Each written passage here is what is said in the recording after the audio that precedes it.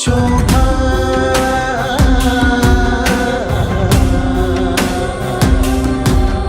Explores.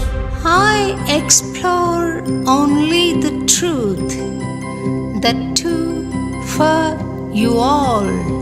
శోభా explores.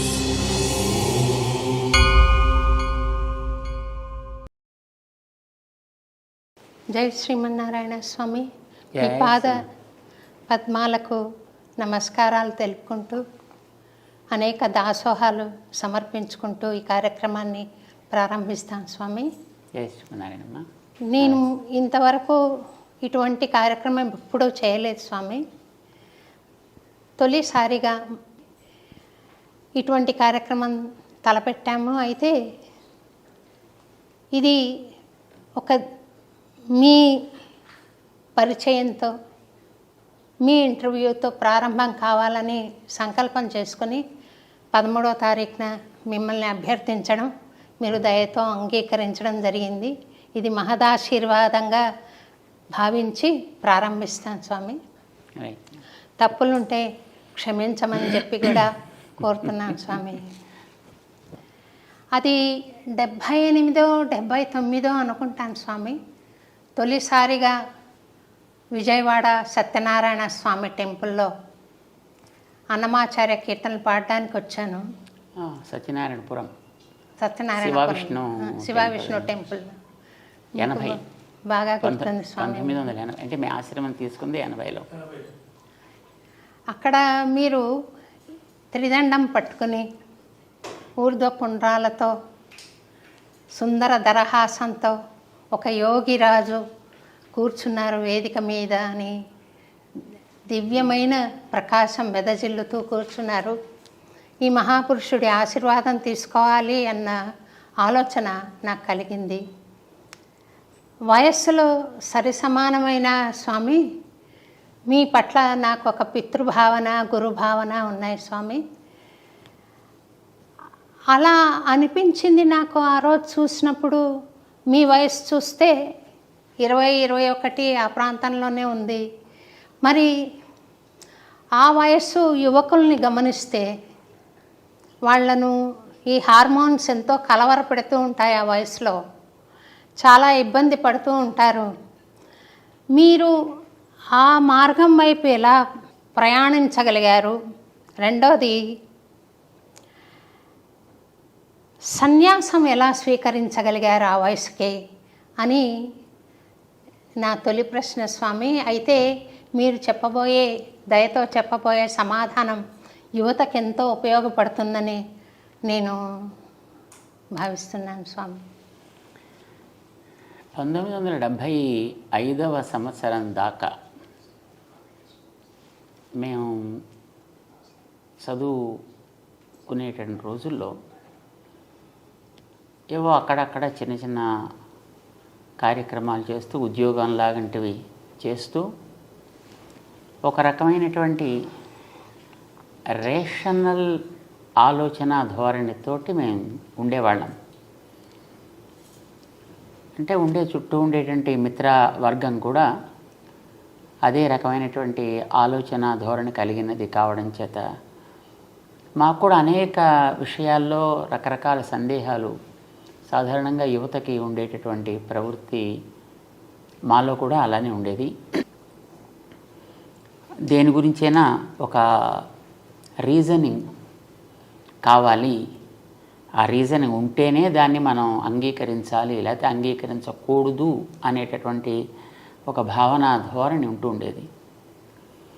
1975వ సంవత్సరంలో కొన్ని కారణాల చేత మేము మా పెద్దజీయర్ స్వామి వారి యొక్క కార్యక్రమానికి వెళ్ళవలసి వచ్చింది.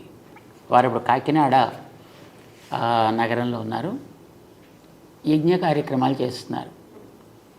వారికి ఏదో కొన్ని వస్తువులు అవసరమైతే మమ్మల్ని అక్కడికి పంపించారు, ఎవరు లేకపోవడం చేత. మాకు నిజానికి అట్లాంటి వాటిల్లో పెద్దగా ప్రవేశం ఉండేది కాదు. అలాంటి వాటి వైపు కూడా మేము ఎప్పుడు వెళ్ళేవాళ్ళం కాము. కానీ అప్పుడు అవసరాన్ని బట్టి మమ్మల్ని పంపించడం చేత మేము వాటి పక్కకి వెళ్ళవలసి వచ్చింది. పెద్ద స్వామివారి యొక్క దృష్టి మా మీద 75వ సంవత్సరపు భోగినాడు తెల్లవారుజామున 4:30-5 గంటల మధ్య వారి యొక్క చూపు మా మీద పడింది. అది సాత్విక సమయం అంటారు దాన్ని. దినం మంచి దినం, సమయం చాలా సాత్వికమైనటువంటి సమయం. మహానుభావులైనటువంటి ఆచార్యుల యొక్క చూపు మా మీద పడ్డ వేళ విశేషం అయి ఉంటుంది. ఆ మర్నాడు వారు రాజమహేంద్రికి రావడం జరిగింది. రాజమండ్రిలో వారు ఉదయపు తీర్థగోష్ఠి జరిగే సందర్భంలో మాకు ఒక స్టెనోగ్రాఫర్ కావాలి అని అడిగారు. మేము అప్పటికి దాన్ని నేర్చుకుని ఉన్నాం. షార్ట్ హ్యాండ్, టైపు 2 నేర్చుకుని ఉన్నాం అన్నమాట. సరే, వారికి పెద్ద బస్సు ఉంది. బస్సులో వాడు యాత్రలు చేస్తుంటారు. మాకు తిరగడం అంటే చిన్నప్పటి నుంచి సరదా. మాకు దేవుడు, పూజలు, ఆరాధనలు ఇలాంటి వాటితోటి మాకేమీ పెద్ద పరిచయం లేకపోయినా సరే, పెద్ద బస్సు ఉంది, తిరుగుతుంటారు ఎప్పుడూను. కనుక మనకి వీరితో పాటు ఉన్నట్టయితే మనం కూడా హాయిగా అన్నీ తిరగచ్చు, చూడొచ్చు అనే కోరికతోటి వారు అడిగినటువంటి ఆ స్టెనోగ్రఫీ మాకు వచ్చును, మీరు కావాలంటే నేను ఆ బాధ్యతను తీసుకుంటాను అని వారిని అడగడం జరిగింది. ఆ సందర్భంలో వారు కొంచెం ఆలోచించి, అయితే మీ అమ్మగారి పర్మిషన్ తీసుకుని రావాలి అని చెప్పారు. అమ్మగారిని అడిగాం మేము. కాసేపు ఆవిడ కూడా ఆలోచించి, సరే మంచిదే వెడితే, ఎందుకంటే మా ఆలోచన ధోరణి ఆవిడ కూడా తెలుసును కనుక కాస్త ఇలాంటి వారితో వెనకాతలు ఉంటే కాస్త బాగుపడతాడు అని అనిపించి ఉంటుంది వారికి. సో మమ్మల్ని వెళ్ళడానికి వారు అంగీకరించారు. 75 సంక్రాంతి నాడు స్వామివారితో కలిసి మేము బయలుదేరాం. వారు సుమారుగా 2.5 సంవత్సరాల కాలం వారితో పాటు మమ్మల్ని ఉండనిచ్చి, బహుశా అది మాకు ఒక మానసికమైనటువంటి సంస్కారాన్ని ఇవ్వడానికి అయి ఉంటుంది. అది అయిన తర్వాత మా గోపాలాచార్య స్వామి వారిని వారి దగ్గరికి చదువుకోవడానికి పంపించారు ఆశ్రమానికి. మాకు అప్పుడే ఈ వేదాంతపరమైనటువంటి అక్షరాభ్యాసం జరిగింది అక్కడ. ఆ తర్వాత 1980 ఫిబ్రవరిలో తిరుమల కొండ మీద వారు ఒక 1000 కుండాలతో ఒక యాగం జరపాలి అని సంకల్పం చేశారు. పూర్వపు రంగం అంతా దానికి సిద్ధపరిచారు. మన పివిఆర్కే గారు అప్పుడు అక్కడ ఎగ్జిక్యూటివ్ ఆఫీసర్గా ఉంటుండేవారు. 79 డిసెంబర్ 31వ తారీఖు నాడు పెద్ద స్వామివారు ఆరోగ్య కారణాల చేత వారు సిద్ధి పొందారు. అయితే అప్పటికే వారు మమ్మల్ని గోపాలాచార్య స్వామి దగ్గరికి పంపించి కొంత మాకు ఈ పరమైనటువంటి చదువు అది చెప్పి ఉండడం చేత, వారి యొక్క అనుగ్రహ విశేషం చేత, ఆచార్యుల యొక్క దయ అనేది ఎందుకు పనికిరానటువంటి ఒక ఇనప మొక్కని కూడా విలువైనటువంటి వస్తువుగా మార్చగలుగుతుంది అనడానికి మేమే మొదటి ఉదాహరణ అన్నమాట. వారి చూపు వల్ల మాలో మార్పు కలిగింది, కొంత సంస్కారం కూడా అబ్బింది. గోపాలాచార్య స్వామి వారు మాకు కావలసినటువంటి పూర్వరంగపు చదువుని అప్పటికే ఆరంభం చేసి చాలా వరకు చెప్పారు. యజ్ఞం జరపడానికి ఎవరో ఒకళ్ళు అక్కడ ఒక వ్యక్తి అక్కడ అవసరం. ఆ సమయంలో స్వామివారు ఇతను అలాంటి దానికి ఉపయోగపడతాడు అని వారు అంతకుముందే ఎక్కడో రాసి పెట్టారు. సో దాన్ని దృష్టిలో పెట్టుకుని అప్పుడు తిరుమల కొండ మీద ఉండేటటువంటి చిన్నజీయం గారుగా ఉండేవారు గోవిందరామానుజీయర్ స్వామి వారిని, మంచి వ్యక్తి చాలా. సో వారు నరిగెటపాలెం మన పెద్ద స్వామివారి యొక్క బృందావనం ఏర్పాటు చేసిన స్థానం, అక్కడికి వచ్చినప్పుడు ఇతను దానికి ఉపయోగపడతాడు అని వారు అక్కడ నిర్ణయం చేశారు. దాని తర్వాత యథాక్రమం సన్యాసాశ్రమాన్ని ఇవ్వడం అనేది జరిగిందనమాట. సో ఏ రకమైనటువంటి దైవ సంబంధము లేని, ఒక ఆధ్యాత్మిక సంస్కారము లేనటువంటి, ఎక్కడో లౌకికంగా తిరుగుతూ ఉండేటువంటి ఒక వ్యక్తిని గురు కృప అనేటటువంటిది ఒక యోగ్యత కలిగిన వస్తువుగా తీర్చిదిద్ది, వారు ఎంతవరకు కార్యక్రమాన్ని నడిపిస్తూ వస్తున్నారో దాన్ని ముందుకు సాగించి ఆ బాధ్యతని తీసుకోవలసినటువంటి ఒక యోగ్యమైన వస్తువుగా తయారు చేసుకున్నారు.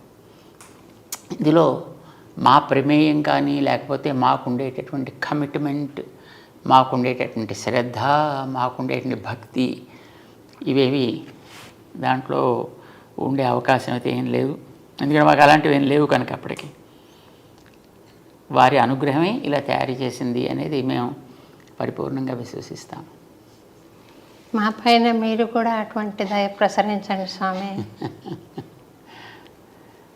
మీరే మీ గురించి అర్హత లేదు అని చెప్పుకుంటుంటే మా బోటి వాళ్ళు ఎలా భావించాలో అర్థం కావట్లేదు స్వామి. మీరు దయించి మీ కరుణ, మీ దయ అందరిపైన ప్రసరింపజేసి అందరూ పనికి వచ్చే మనుషులుగా తీర్చిదిద్దాలి మీరు అని మనస్ఫూర్తిగా నేను కోరుకుంటున్నాను స్వామి. తర్వాత స్వామి, అమ్మగారు ఆశ్రమంలో నేను చాలాసార్లు అమ్మవారి దర్శనం కూడా చేసుకున్నాను. అమ్మగారిది, అమ్మగారు పాడిన సీడీ మీరు విడుదల చేసిన రోజున నేను ఆ ఆల్బమ్ అందుకునే మహదవకాశం కూడా నాకు లభించింది. అందులో ఒక పాట, పాల బుగ్గల పసిడి వెన్నెల చిన్నారి ఓ నాన్న అనే పాట చాలా చక్కగా ఉంది స్వామి. మీ గురించి అమ్మ పాడిన పాట. ఒక తల్లికి బిడ్డ మీద ఎంతో వాత్సల్యము, ప్రేమ, అనుబంధం ఉంటుంది కదా. ఆమె మిమ్మల్ని చూస్తూ నా కొడుకు ఇలాగా ఒక సన్యాసి అయ్యారు, జగద్గురువు అయ్యారు, కానీ నా బిడ్డడు, నా పాప ఆయన అనే బంధాన్ని ఆమె మీకు వ్యక్తం చేసుకునే సందర్భము లేదు ఇక్కడ. మీరు ప్రపంచానికి చెందినవారు, మీరు ప్రపంచాన్ని ఆశీర్వదించాలి, ప్రపంచాన్ని నడిపించాలి. ఒక తల్లికి కొడుకుగా మీరు ఎక్కువ పాత్ర పోషించడానికి అవకాశం లేదేమో అని నేను అనుకుంటున్నాను. అటువంటప్పుడు ఆ తల్లి మిమ్మల్ని చూస్తూ కూడా ఈయన జగద్గురువు అనుకుంటూ, ఒకవైపు ఒకసారి నా కొడుకు అనుకుంటూ, ఈ ద్వంద్వ భావాలను ఎలా పోషించి ఉంటారు, మీరు దాన్ని గమనించారా అని ఒకసారి అడగాలని అనిపించింది స్వామి. అంటే మాకు మాతృమూర్తిగా వారు చేసినటువంటి త్యాగానికి, వారిలో ఉండేటటువంటి ఒక ఉదాత్తమైనటువంటి భావానికి నాకు ఎప్పుడు కృతజ్ఞత పూర్తిగా నిండి ఉంటుంది. పాల బుగ్గల పసిడి వెన్నెల చిన్నారి నీవేనా, ఉడమి పైన పండు వెన్నెల నింపగా వచ్చితివ నాన్న. పాల బుగ్గల పసిడి వెన్నెల చిన్నారి నీవేనా, ఉడమి పైన పండు వెన్నెల నింపగా వచ్చితివ నాన్న.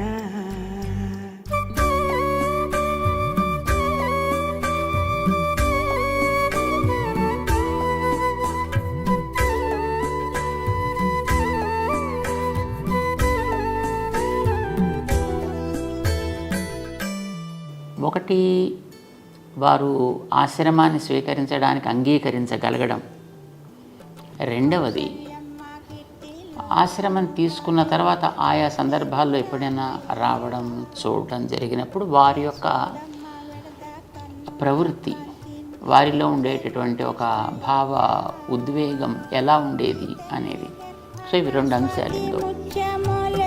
చిట్టి కన్నయ్య, నీ తల్లి గర్భాన స్వాతి ముత్యమోలే ఓ చిట్టి కన్నయ్య, ముక్తి మార్గము చూప అవతరించితివయ్యా, జన్మ ధన్యమయ్యా, నా జన్మ ధన్యమయ్యా. పాల బుగ్గల పసిడి వన్నెల చిన్నారి నీవేనా, పుడమి పైన పండు వెన్నెల నింపగా వచ్చితివా నాన్న.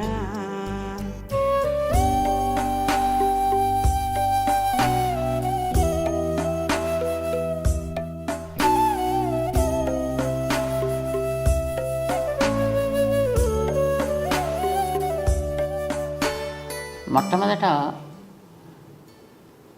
పెద్దజీయర్ స్వామివారు అంటే మాకు ఆశ్రమాన్ని ఇలాగా తీసుకొచ్చినటువంటి మా గురువుగారు. వారే మా అమాతృమూర్తికి కూడా ఆచార్యులు. వారే పంచ సంస్కారాలు చేసి మంత్రార్థాలని ఉపదేశం చేసిన వారు. ఒకసారి 1976-77 సమయంలో అన్నమాట, మేము ఇక్కడ సికింద్రాబాద్లో లక్ష్మీనారాయణ స్వామి సన్నిధిలో పెద్ద స్వామివారు వేయించేసి ఉండే సందర్భంలో వారు అమ్మగారు అక్కడ ఉండేటప్పుడు వారిని అడిగారు, మేము ఇతన్ని ఈ మార్గంలోకి తీసుకోవడానికి మీకేమైనా అభ్యంతరమా అని అడిగారు. సర్వము నిండిన వాసుదేవుని తలచు శ్రీసుకుని ఓయేమో, రామనామము వినగా రోమాలు పులకించు హనుమయ్య ఓయేమో, కలిబలము నడతగా చైత్రయాత్రలు చేయు రామానుజునివేమో, కలిబలము నడతగా చైత్రయాత్రలు చేయు రామానుజునివేమో, ఎవరైనా కానిమ్ము నా సంపత్పుత్రుడ చల్లంగా వర్ధిల్లు, నీవెవరైనా కానిమ్ము నా సంపత్పుత్రుడ చల్లంగా వర్ధిల్లు. అయితే వారు ఆచార్యులుగా ఈ రకమైనటువంటి పరిస్థితిని వేసినప్పుడు ఆవిడ నాకైతే మీరేది మంచిది అని అనుకుంటే ఆ మార్గంలో మీరు నడిపించడానికి మీకు అన్ని అధికారాలు ఉన్నాయి కనుక మీ ఆజ్ఞ మాకు శిరోధార్యము అని ఆవిడ అంగీకారాన్ని తెలియజేశారు.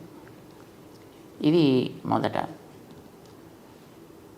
రెండవది, చదువుకోవడానికి లౌకికమైనటువంటి చదువులతో అంతకుముందు ఉండేటటువంటి ఏదో చిన్న చితుకు ఉద్యోగాలు చేస్తుండేటువంటి ఒక వ్యక్తి అది కూడా వదిలిపెట్టేసి ఇలాగ వెంట వెళ్ళాలి అని అడిగినప్పుడు ఆవిడకి అనిపించి ఉంటుంది, బహుశా ఇలా వెడితేనన్నా ఈ పిల్లాడు బాగుపడతాడు అని అనిపించి ఉంటుంది ఆవిడకి. అందుకోసం వెళ్ళమన్నారు. అలా వెళ్ళమని అనగలగడం అనేది ఒక మహోపకారంగా మేము భావిస్తాం. ఇక మూడవది, వారు పెద్ద స్వామివారు సిద్ధి పొందిన తర్వాత ఈ ఆశ్రమాల్లోకి ఇంకా నిజంగా ప్రవేశించాలి అని అనుకున్నప్పుడు ఆవిడ మనస్ఫూర్తిగా ఆశీర్వదించి ఆచార్యుల యొక్క సంకల్పాన్ని చక్కగా నెరవేర్చాలి, దిగంతాలకి వ్యాపింప చేయాలి, ఇదే ఆశీర్వచనం చేశారు ఆవిడ. పసిడి వన్నెల చిన్నారి నీవేనా, పుడమి పైన పండు వెన్నెల నింపగా వచ్చితివా నాన్న.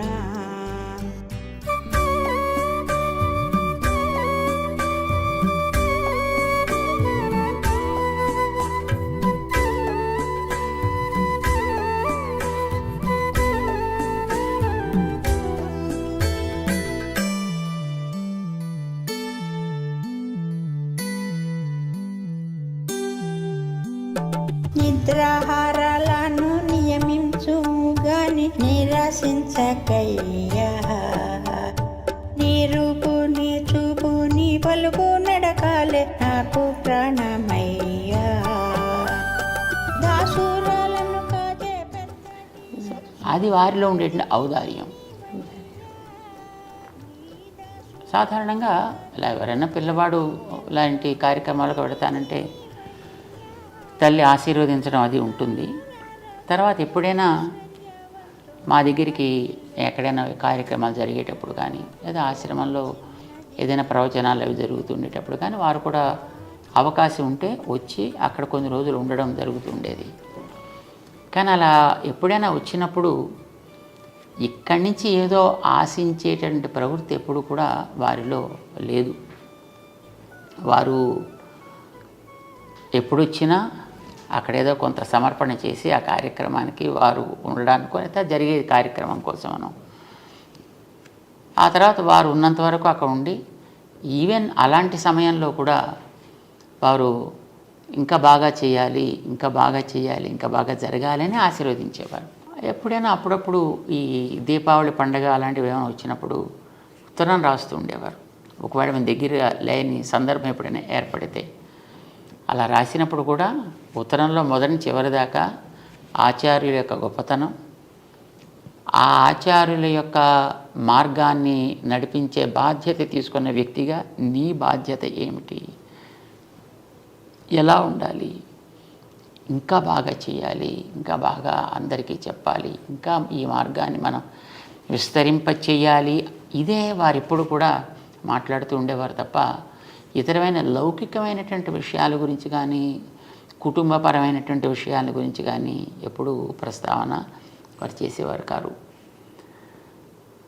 ఇక మేము ఉండే స్థానాల్లో ఎప్పుడైనా వారు ఉంటే రోజు హారతి ఇస్తూ ఉండేవారు. ఆ హారతి ఇచ్చేటప్పుడు కూడా వారికి తను నా పిల్లవాడు అనేటువంటి భావన కంటే కూడా ఆచార్య స్థానంలో ఉన్నటువంటి ఒక వ్యక్తిగానే వారు భావించారు తప్ప తన పిల్లవాడని వారు భావించినట్లుగా ఎప్పుడు కూడా మేము ఫీల్ అవ్వలేదు అలాగా. సో ఇది వారిలో ఉండేటువంటి సంస్కార విశేషం. వారు ఆ రకంగా మాకు ప్రోత్సాహాన్ని జరిగే కార్యక్రమాల్లో ఇంకా బాగా జరపాలి అని ఎప్పుడు ఇస్తుండేవారు. అంచేత మేము కూడా ఎప్పుడు ఏ రకమైనటువంటి ఇతర ఆలోచన చేయాల్సిన అవసరం వారు కలగనివ్వలేదన్నమాట. కూర్చోలేదు స్వామి. అయితే వారి పాటలో మీరు చాలా శ్రమ పడుతున్నారు, సమయానికి ఆహారం కూడా తీసుకునే వీలు లేకుండా శ్రమిస్తున్నారు, తగిన నిద్రపోవట్లేదు అన్న ఒక న్యాచురల్గా ఒక తల్లికి ఎలాంటి భావన వస్తుందో అది వ్యక్తం చేశారు స్వామి.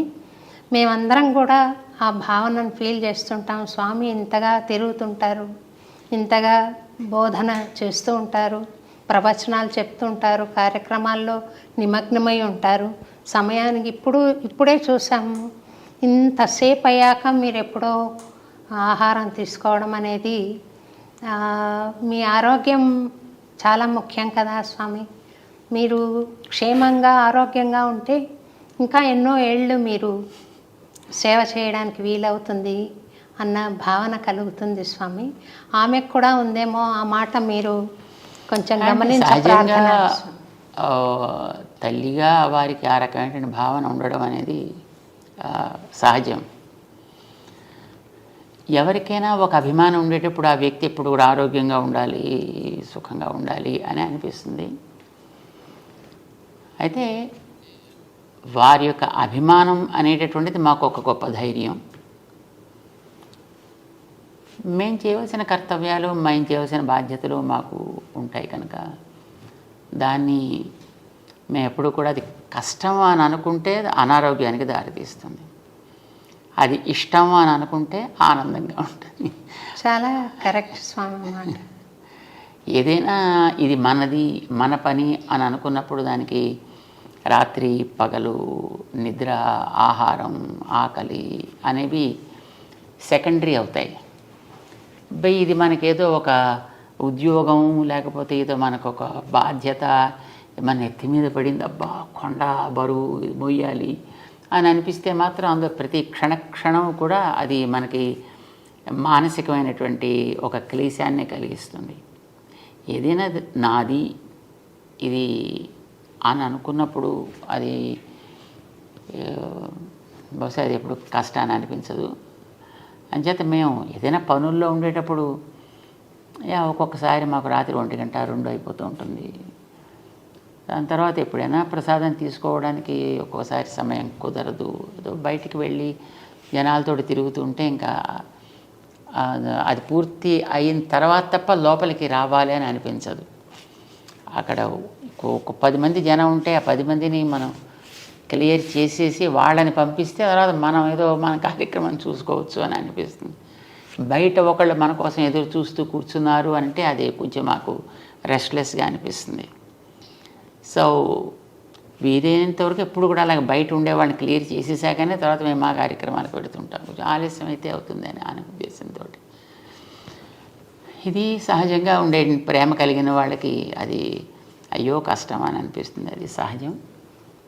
బట్ అది బహుశా మేము అనుకుంటాం అది ఒక రకమైన ఆశీస్సు అని అనుకుంటాం.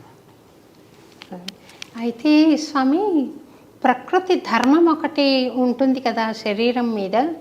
అందుకని మేమేం అనుకుంటున్నాం అంటే, మీ భక్తులు, మీ అనుయాయులు మేమంతా ఏమనుకుంటామంటే, అర్చక స్వాములు తిరుపతిలో స్వామిని కొలువు ఉన్న సేవలో ఆశీర్వదిస్తారు. నిత్యైశ్వర్యో భవ అని.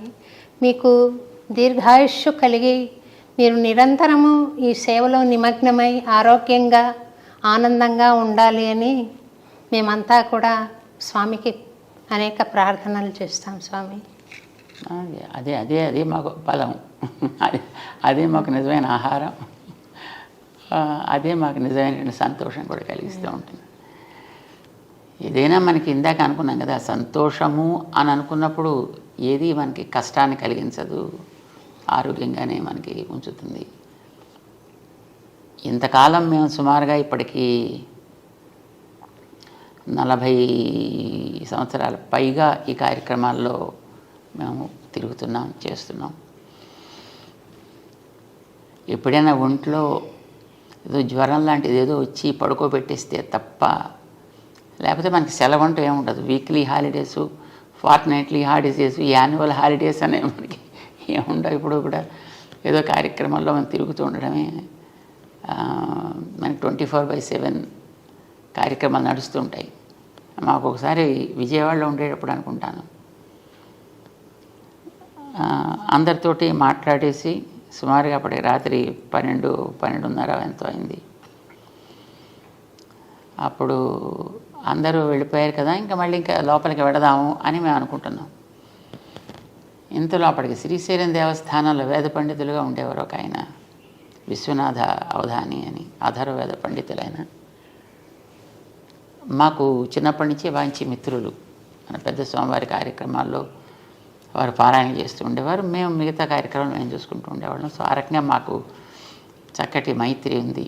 వారు అప్పుడు ఎటో యాత్ర చేస్తూ రాత్రి 12:30 తర్వాత వచ్చారు. సరే మేము లోపలికి వెళ్ళాలనుకుంటున్నాం, ఇంతలో ఆయన వచ్చారు.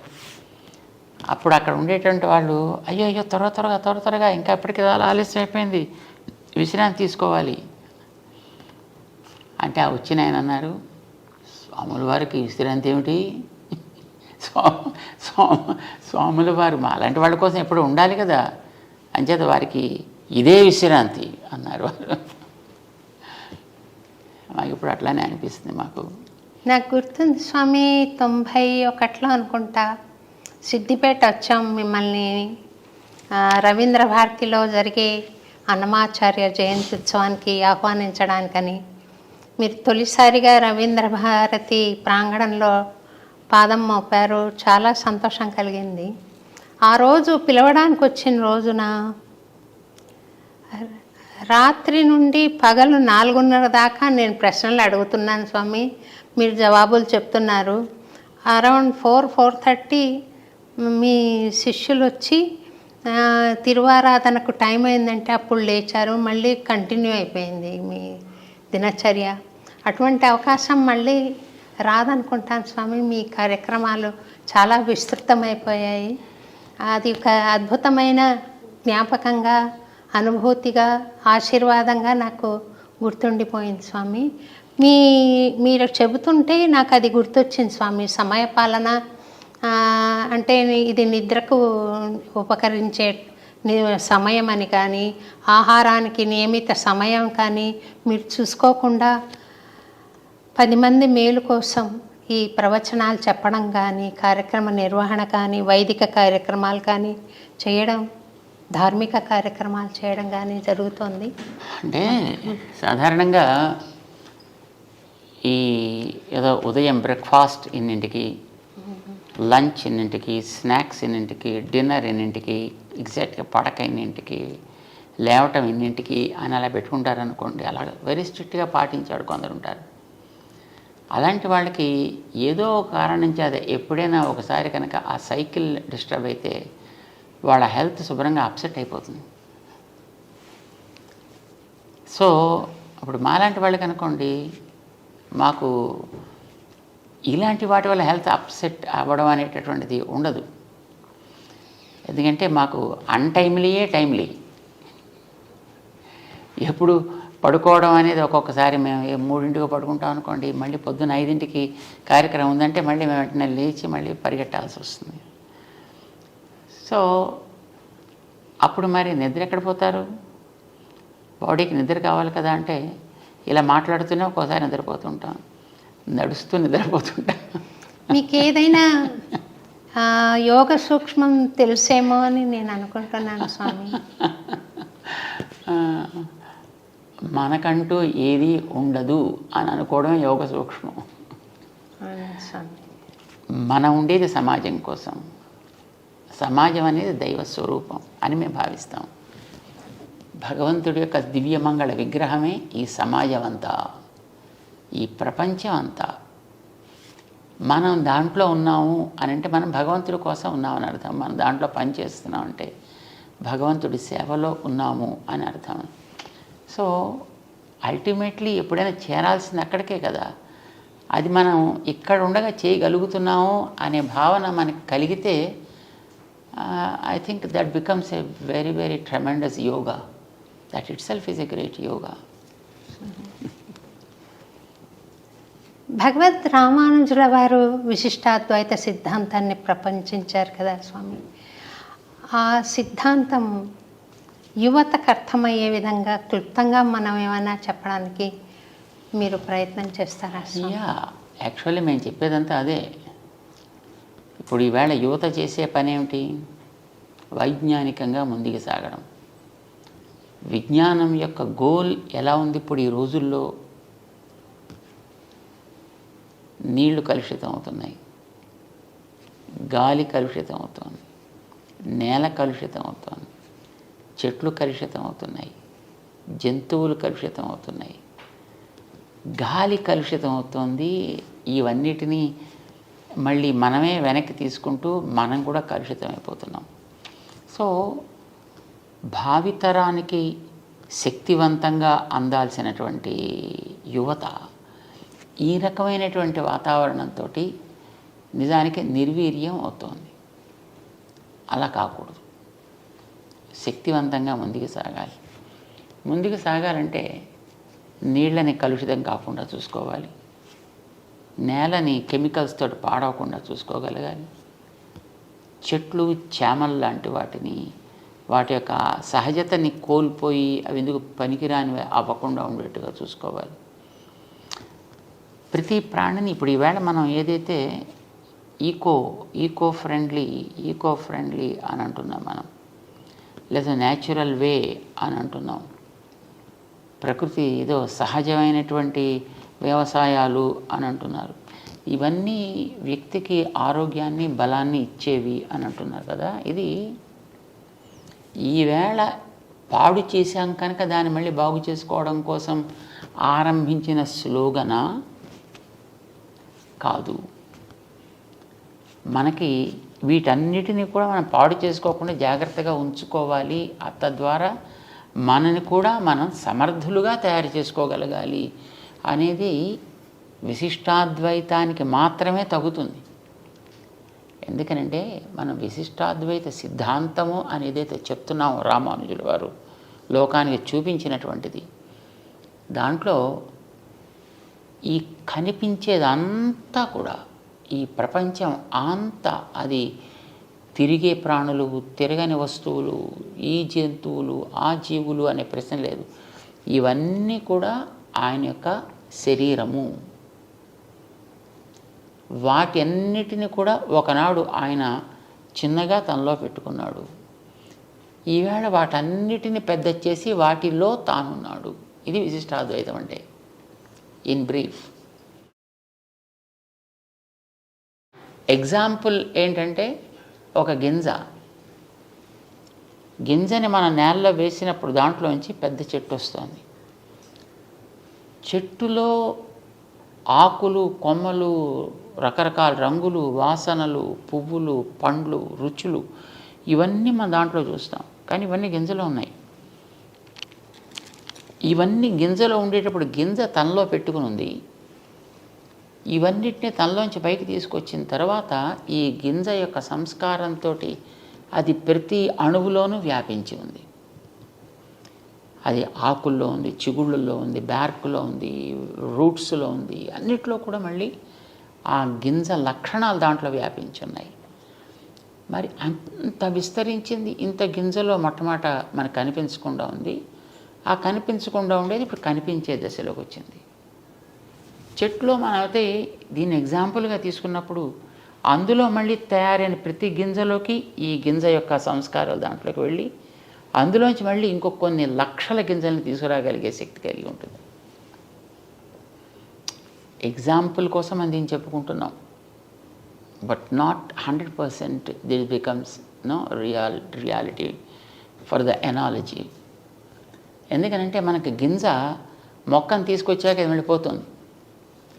కానీ ఈ ప్రపంచానికి అంతటికీ గింజ దైవం, భగవంతుడు. తనలోంచి ఇవి పైకి తెస్తాడు. పైకి తెచ్చిన తర్వాత వాటి లోపల మళ్ళీ తన శక్తితోటి ఉండి నిలబెడతాడు. మళ్ళీ వెనక్కి తీసుకుంటూ ఉంటాడు. ఇలా తానే వీటన్నిటిలోనూ ఉన్నాడు అనుకున్నప్పుడు నువ్వు నీళ్ళని నీళ్లుగా చూడకు, నీళ్ళని దైవం యొక్క అంశగా చూడు. నేలని నేలగా చూడకు, దైవపు అంశగా చూడు. జంతువుని జంతువుగా చూడకు, దైవపు అంశగా చూడు.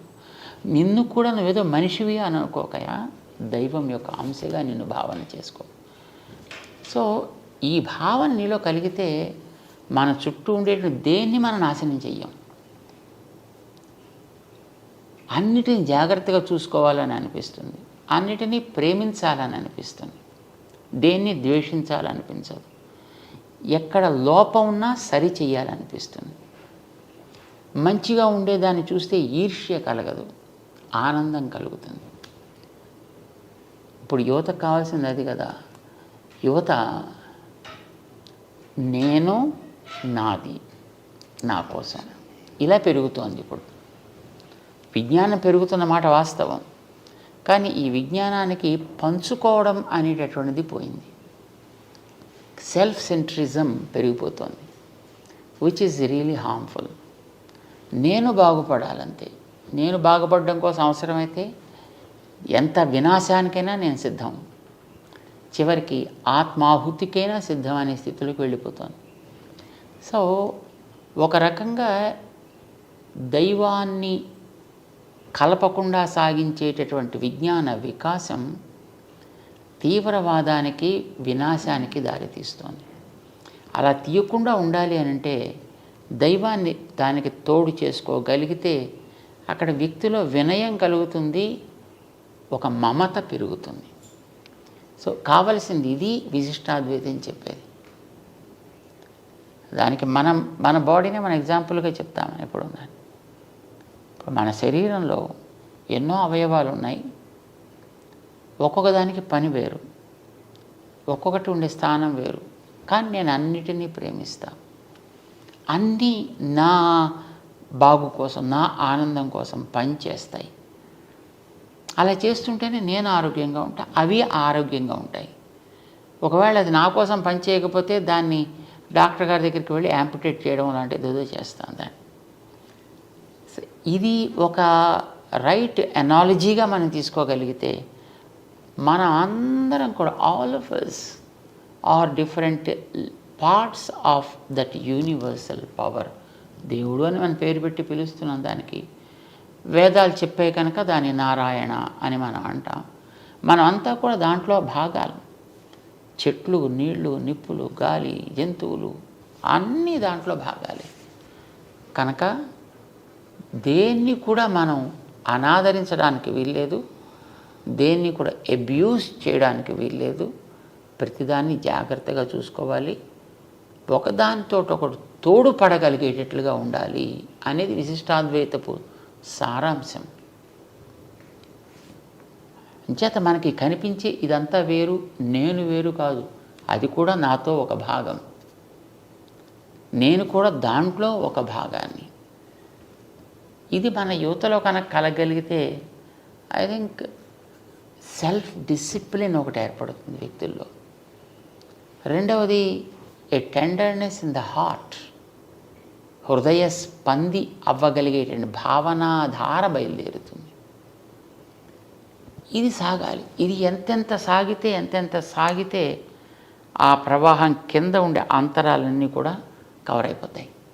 ఇప్పుడు నీటి ప్రవాహం పెరిగితే నేల మీద ఉండే హెచ్చుతగ్గులన్నీ కూడా కనిపించకుండా పోయినట్టుగా వ్యక్తిలో ఉండేటటువంటి ఈ దైవీ భావన యొక్క ప్రవాహం ఎంత పెరిగితే ఈవేళ మన సమాజంలో జాతులు, కులాలు, మతాలు పేర్లతో కలిగే అంతరాలన్నీ నశిస్తే నిజంగా అప్పుడు ఎంత అద్భుతమైనటువంటి సమాజాన్ని మనం తయారు చేసుకోవచ్చు.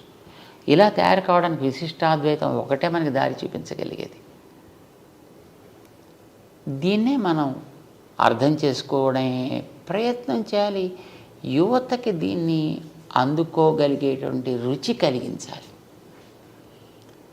ఈ రుచి, దీనికి సైంటిఫిక్ ప్రాసెస్ ఉందా లేదా అనేటటువంటిది ఒక జనరల్ ఆలోచన.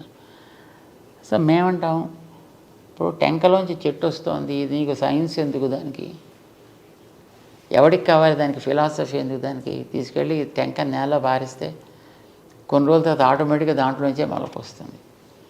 సో ఈ సిద్ధాంతాలని మనం ఏదో ఒక రకంగా చదువు ద్వారా కావచ్చు, లేదు వాడికి వినగలిగేటటువంటి ఏదో ఒక మార్గం ద్వారా వాళ్ళ చెవుల్లో కనుక మనం దీన్ని వేయగలిగితే క్రమంగా ఒకనాటికి అది మొలకెత్తి మహామానై పెరగచ్చు. చాలా బాగుంది స్వామి. ఆ మంచి రోజు వస్తుందని ఎదురు చూద్దాం స్వామి. తప్పకుండా రావాలి కదా, అది రావాలి. నేను ఒకసారి నాకు రాఖీ తమ్ముడు అక్కడ ఉన్నాడు స్వామి, వాడి పెళ్లి చూపులకు వెళ్ళాను. ఆ అమ్మాయిని తీసుకొచ్చారు. వాళ్ళ ఇంట్లో ఒక అరలో ఎర్ర మూట, ఒక పెద్ద మూట ఉందన్నమాట. నాకు దాని మీద ఆశ్చర్యం కలిగింది. ఏమిటి పూజా మందిరంలో ఆ మూట అని అడిగాను. అది భగవద్గీత అండి అన్నది. చదువుతావా నువ్వు అని అడిగితే లేదు పూజ చేస్తాము అన్నది. అలాంటి యువత మనకున్నారు స్వామి. అది పూజకు యోగ్యమే అనుకుంటారు, కానీ అది అర్థం చేసుకుని ఏంటి అందులో ఉంది అని ఆలోచన చేసే యువత లేదు కదా. మరి ఇటువంటి తత్వాన్ని మనం వాళ్ళకు చెప్పాలి అని అంటే మీరు స్టెప్ 1, స్టెప్ 2, స్టెప్ 3, స్టెప్ 4 అలా ఏదైనా ఒక చిన్న సాధన యువతకి ఈ సందర్భంగా మీరు ఒకసారి దయచేయగలుగుతారా? దయచేసి చెప్పండి. మీరు ఇచ్చిన ఆ దృష్టాంతంలో పూజా మందిరంలో ఎర్రటి మూట ఒకటి, ఇంకా అది మనకి తెలిసినా అదేమిటో తెలియకపోయినా దాన్ని బయట పారేయకుండా అట్టే పెట్టని సంతోషించాలి మనం. వస్తువు అంటూ అక్కడ ఉంటే ఇవాళ కాకపోతే రేపటికైనా దాన్ని వాడుకోగలిగేటువంటి అవసరం తప్పకుండా వస్తుంది. సాధారణంగా అనుకున్న పనులు అనుకున్నట్టుగా సాగుతూ ఉన్నంత వరకు ఎవ్వడికీ కూడా దైవాన్ని గురించి ఆలోచించాల్సినటువంటి సన్నివేశం ఎదురవ్వదు. ఎప్పుడైనా జీవితంలో ఎదురు దెబ్బ తగిలినప్పుడే ఆలోచన ప్రారంభమవుతుంది. నేను ఏమిటి, ఎందుకు నాకు ఇలా ఎదురు దెబ్బ తగిలింది, నాకు అన్ని సౌకర్యాలు ఉన్నాయి, అన్ని వసతులు ఉన్నాయి, అన్ని వనరులు ఉన్నాయి, అన్నిటిని వాడుకోగలిగే శక్తి నాలో ఉంది, అయినా ఎందుకు ఇది ఫెయిల్ అయింది? ఈ ఆలోచన మనిషిలో వచ్చినప్పుడే జిజ్ఞాస అంటాం కదా, ఇది కలిగినప్పుడే నిజంగా మనిషికి మనం అర్థం కావాల్సింది ఏదో ఇవ్వగలుగుతాం. అది కలగనంత వరకు మనం ఏమి ఇచ్చినా వాడు అంటూ ఇలా ఏదో పక్కన మొహం పెడుతూ చూస్తుంటాడు తప్ప మనకేసి అది అందుకునేటువంటి ప్రయత్నాన్ని అతను కనిపించనివ్వడు. సో వ్యక్తుల్లో కనీసం ఇలాంటి మన ప్రాచీన గ్రంథాలనో మరొకదాన్నో కంటికి కనిపించకుండా చేసేద్దాం అని అనుకోకుండా కనీసం ఇంట్లో అట్టే పెట్టుకుందాం అని అనిపించిన that it self is the first step they have achieved, we can say. వాళ్ళు సగం దాంట్లో వచ్చేసినట్టే. ఇక రెండవది, అందులో ఏముందో కంటెంట్లోకి వెళ్ళాలి అని అంటే it should be given in there language. మీరు సాధారణంగా ఈ రోజుల్లో ఉండే పిల్లలందరినీ చూస్తే అంతా ఇంగ్లీష్ మీడియం, స్వామి అంత ఇంగ్లీష్ మీడియం. తెలుగులో అసలు మనకు గవర్నమెంట్లే అంగీకరించట్లేదు చదువుని. ఇంగ్లీష్ భాష వాడికి రావాలని తల్లిదండ్రులకు ఉంటుంది, నేను ఇంగ్లీష్లో మాట్లాడాలని వాడికి అనిపిస్తుంది. నోరు విప్పితే అన్ని అబద్ధాలే కావచ్చు, కానీ వాడు ఆ అబద్ధాలని ఇంగ్లీష్లో చెబుతుంటే అబ్బా అబ్బా అబ్బా అబ్బా అని చాలా వినబలుగా ఉంటాయన్నమాట. సో ఇంగ్లీష్లో అందుకుంటే వాడికి అదేదో నేను గొప్ప పని చేస్తున్నాను అని అనిపిస్తుంది. ట్రెండ్ అదే క్రమంలో ఉండేటప్పుడు మనం అందించదలుచుకున్నటువంటి అంశాలను కూడా మనం ఆ భాషలో కొంతవరకు అందించే ప్రయత్నం చేస్తే పర్లేదు మన భాషే కదా, అంచేత బహుశా ఇందులో మనకు ఉపయోగించేది కూడా ఏదైనా ఉందేమో అనే ఆలోచన వాళ్ళలో రావడానికి మనం అవకాశం కల్పించిన వాడు అవుతాం. సరే, చదివిన తర్వాత వాడికి అది పూర్తిగా అర్థమవుతుందా, ఆచరించగలుగుతాడా అనేది that's all together a different thing. At least దాంట్లోకి వెళ్ళి దాన్ని చదవాలి అని అనిపించాలన్నా వాడికి అందుబాటులో అర్థమయ్యేటట్టు ఉండేటువంటి పాట కింద దాన్ని మలచాలి. ఇప్పుడు చూడండి, మనం ఉత్తరాదికి వెళితే తులసీదాస్ రామాయణాన్ని అందరూ చదువుతుంటారు, ఆల్మోస్ట్ అందరికీ వచ్చి ఉంటుంది.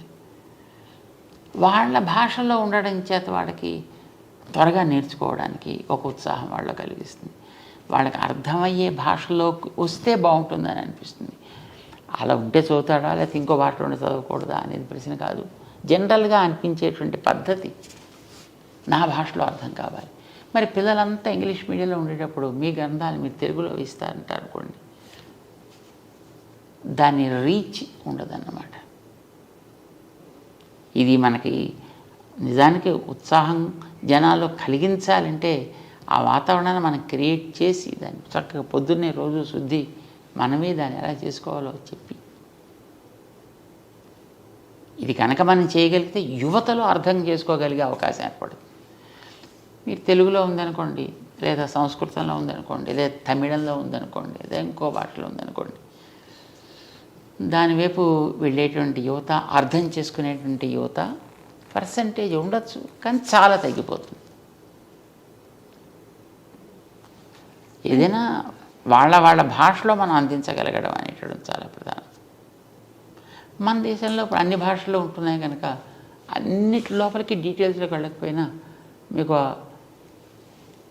ఒక 5-6 లాంగ్వేజెస్ మీరు సెలెక్ట్ చేసుకోండి, అంతవరకు దాంట్లో ఇవ్వండి. వాడికి డౌట్ రాదు కదా. సో ఇది మనకి యువతకి ఇచ్చేటటువంటి విధానం ఎప్పుడు కూడా వాళ్ళ భాషలో ఇవ్వడం అనేది చాలా అవసరం. రెండవది, వాళ్ళలోంచి మనం ఒకళ్ళిద్దరిని పికప్ చేసుకుని వాళ్ళ ద్వారా వాళ్ళకి అందడం కూడా చాలా ఇంపార్టెంట్. అలా ఇవ్వగలిగితే కూడా వాళ్ళలో చాలా త్వరగా దాన్ని అర్థం చేసుకోగలిగే స్థితి ఏర్పడుతుంది. నవేడేస్ ఆల్సో యువతలో కూడా చాలా బుద్ధిమంతులైనటువంటి పిల్లలు ఉన్నారు, చక్కగా గౌరవించేటువంటి వాళ్ళు, మంచిగా దాన్ని పైకి తీసుకువెళ్ళాలి అనుకునేవాళ్ళు లేకపోవడం అయితే లేదు. కానీ మీరు అన్నట్టుగా విజిబిలిటీ అది మనకి తగ్గుతున్నారు. అంటే జీవితంలో ఇంకొక డైమెన్షన్ ఉంది, పరమార్థం ఉంది అన్న ఆలోచన 99 మందికి లేదే అనుకుంటాను స్వామి. వాళ్ళకి అటువంటి వాళ్ళకి మనం ABCD అని చాలా సింప్లిఫై చేసి మనం ఈ సాధనా క్రమాన్ని వాళ్ళకి అందించే ప్రయత్నం మీ బోటి వాళ్ళు చేస్తే చాలా బాగుంటుందేమో అని నేను అనుకుంటున్నాను. చేయాలంటే వాళ్ళకి మనం we have to conduct classes to those people. పిల్లలకి మనకి ఎప్పుడెప్పుడు వాళ్ళకి లాంగ్ వీకెండ్స్ దొరుకుతాయో లేదా హాలిడేస్ ఉంటాయో అలాంటి టైంల్లో వాళ్ళకి మనం ఇలాంటి వాటిని మనం కండక్ట్ చేయగలిగితే డెఫినెట్లీ వాళ్ళలో మార్పు వస్తుంది. ఇప్పుడు మన వాళ్ళు సమ్మర్ క్యాంప్స్ కండక్ట్ చేస్తుంటారు. ఆ క్యాంప్స్లో కొంతమంది పాల్గొంటుంటారు డిఫరెంట్ ఏరియాస్లో. క్యాంప్ అయిన తర్వాత వాళ్ళ ప్రవర్తనలో చాలా రకాల మంచి మార్పులు వస్తాయి. సో కండక్ట్ చేయడం ఈజ్ ఆల్వేస్ అడ్వైజ్డ్. మీరు ఒకసారి దసరా నవరాత్రుల్లో దుర్గాష్టమి రోజు అన్నమయపురం దయచేశారు స్వామి మా ఆహ్వానం మీద. ధైర్య అవార్డు ఇవ్వడానికి వచ్చారు మీరు. అప్పుడు దుర్గామాతని మీరు మా మేనత్త గారు ఆవిడ అని అన్నారు. చాలా సంతోషంగా, ఒక చమత్కారంగా మాకు బాగా అందరికీ బాగా అనిపించింది స్వామి. వారు మేనత్త అని మీరు అంటుంటే అంతలా ఆత్మీయ భావన ఎక్స్ప్రెస్ చేస్తుంటే నేను చరిత్రను ఒకసారి పరిశీలిస్తే కులోత్తుంగ చోళుడు మన గోవిందరాజస్వామి విగ్రహాన్ని సముద్రం పాలు చేయడం కానీ, ఇలా పాల్కురికి సోమనాథుడు విష్ణు సహస్రనామాల్లో అధోక్షజ అన్న నామాన్ని వక్రంగా వ్యాఖ్యానించడం కానీ బాధ కలిగిస్తాయి. ఇది ఏమైనా మనం విష్ణుమూర్తిని స్మరించడం ఒక పార్టీ లాగా అవుతుందా స్వామి? శివుడు కూడా సమానమేనా, లేకపోతే విష్ణువు ఎందుకు అలాగా తోసేశారు వాళ్ళు? ఈ శైవులు అలా చేయడం కానీ, అలాగే ఒక అపోహ ఉంది స్వామి. భగవద్ రామానుజుల వారు చాలా శైవ క్షేత్రాలను వైష్ణవ క్షేత్రాలుగా మార్చారు అన్న అపోహ ఉంది. ఈ ఇంటర్వ్యూ ద్వారా, మీ ద్వారా వాటిని ఆ అపోహ తొలగించాలి అనే ప్రయత్నంలో ఈ ప్రశ్నను అడుగుతున్నాను స్వామి. నేను రామానుజుల వారు వైష్ణవాలయాలుగా శైవాలయాల్ని మార్చడము అనేటటువంటిది చరిత్రకి దూరమైనటువంటి అంశం. ఎప్పుడు ఎక్కడ దేన్ని అలాగ మార్చినటువంటి సన్నివేశాలు మన చరిత్రలో లేవు. ఇప్పుడు ఇంకా అందులోకి మార్చుకున్న ఉన్నాయి. ఇప్పుడు కులోత్తుంగ చోళుడి యొక్క సన్నివేశమే చూసినట్టయితే అది ఒక అద్భుతమైనటువంటి వైష్ణవ క్షేత్రం. దాన్ని అతను కేవలం శివాలయం కింద దాన్ని కన్వర్ట్ చేయడం జరిగింది. అయితే ఆ చేయడం అనేటటువంటిది వైష్ణవ సంప్రదాయం మీదో శైవ సంప్రదాయం మీదో అవగాహన ఉండి కానీ, దాని మీద భక్తి ఉండి కానీ చేసినటువంటి వ్యక్తి కాడతను కేవలం రాజకీయ లబ్ధి కోసం చేసినటువంటి పని. అది అతను కేవలం తనకి రాజకీయంగా ఆనాడు కలగాల్సిన ఒక గుర్తింపుని తెచ్చుకోవడం కోసం చేసినటువంటి పని. అది అనవసరంగా వీళ్ళ మధ్య తను చిచ్చు రేకెత్తించి దాని ఫలితం పొందాలి అని అనుకున్నాడు ఆయన. దానికోసం ఆయన వాడుకున్నాడు చిదంబర క్షేత్రాన్ని. నిజానికి చిదంబర క్షేత్రం అతి ఉత్తమమైనటువంటి వైష్ణవ క్షేత్రం. దానికి చరిత్ర చెప్తోంది. దాన్ని పార్వతికి శివుడికి ఒకనాడు సహజంగా అప్పుడప్పుడు ఏదో చిన్న చిన్న మాట వస్తుంటాయి కనుక ఇద్దరు కూడా మంచి నాట్యంలో అద్భుతమైనటువంటి ప్రవేశం కలిగిన వారు కనుక ఇందులో ఎవరు ఎక్కువ అద్భుతంగా చేయగలరు, నువ్వా నేనా అనే పోటీ ఏర్పడ్డప్పుడు మన నిర్ణయం చేసే వ్యక్తులు ఎవరో కావాలి కదా. అంచేత విష్ణువు నిర్ణయం చేస్తాడు. ఎందుకంటే ఆయన నాట్య శాస్త్రానికి ఆది గురువు విష్ణువు. మధుకైటబులతోటి చేసిన యుద్ధంలో కానీ, కాళీయుడి మీద చేసినటువంటి నృత్యంలో కానీ ఆయన నాట్య పండితుడైన ఆరంభకుడు ఆయన నాట్య శాస్త్రానికి. అందుచేత ఆయన్ని మనం జడ్జిగా పెట్టుకుందాము అని అనుకున్నారు. సరే వెళ్ళారు, అందరూ వెళ్ళి విష్ణు దగ్గర ప్రార్థన చేశారు. చేస్తే తప్పకుండా నేను వస్తా. అయితే దానికి ఇలాంటి సన్నివేశంతో ఒక స్థానాన్ని, ఒక మండపాన్ని, సభా మండపాన్ని దానికి చిదంబరానికి సభా మండపం అని పేరు. దానికి ఒక సభా మండపాన్ని ఏర్పాటు చేయండి, ఒక కనక సభ అంటారు దాన్ని, ఒక బంగారుమయమైనటువంటి సభా మండపాన్ని ఏర్పాటు చేయమని చెప్పాడు ఆయన. ఏర్పాటు చేశారు. ఇప్పుడు ఈవేళ మనం చూసేటువంటి ఆ సన్నివేశం అంతా అప్పుడు ఆయన ఆజ్ఞ ప్రకారం వాళ్ళు చేసినటువంటి ఏర్పాటు. దాంట్లో ఈయన నేను పబళించి ఉంటాను, మీరు చేస్తూ ఉండండి, దాంట్లో నిర్ణయం చేస్తా అన్నాడు ఆయన.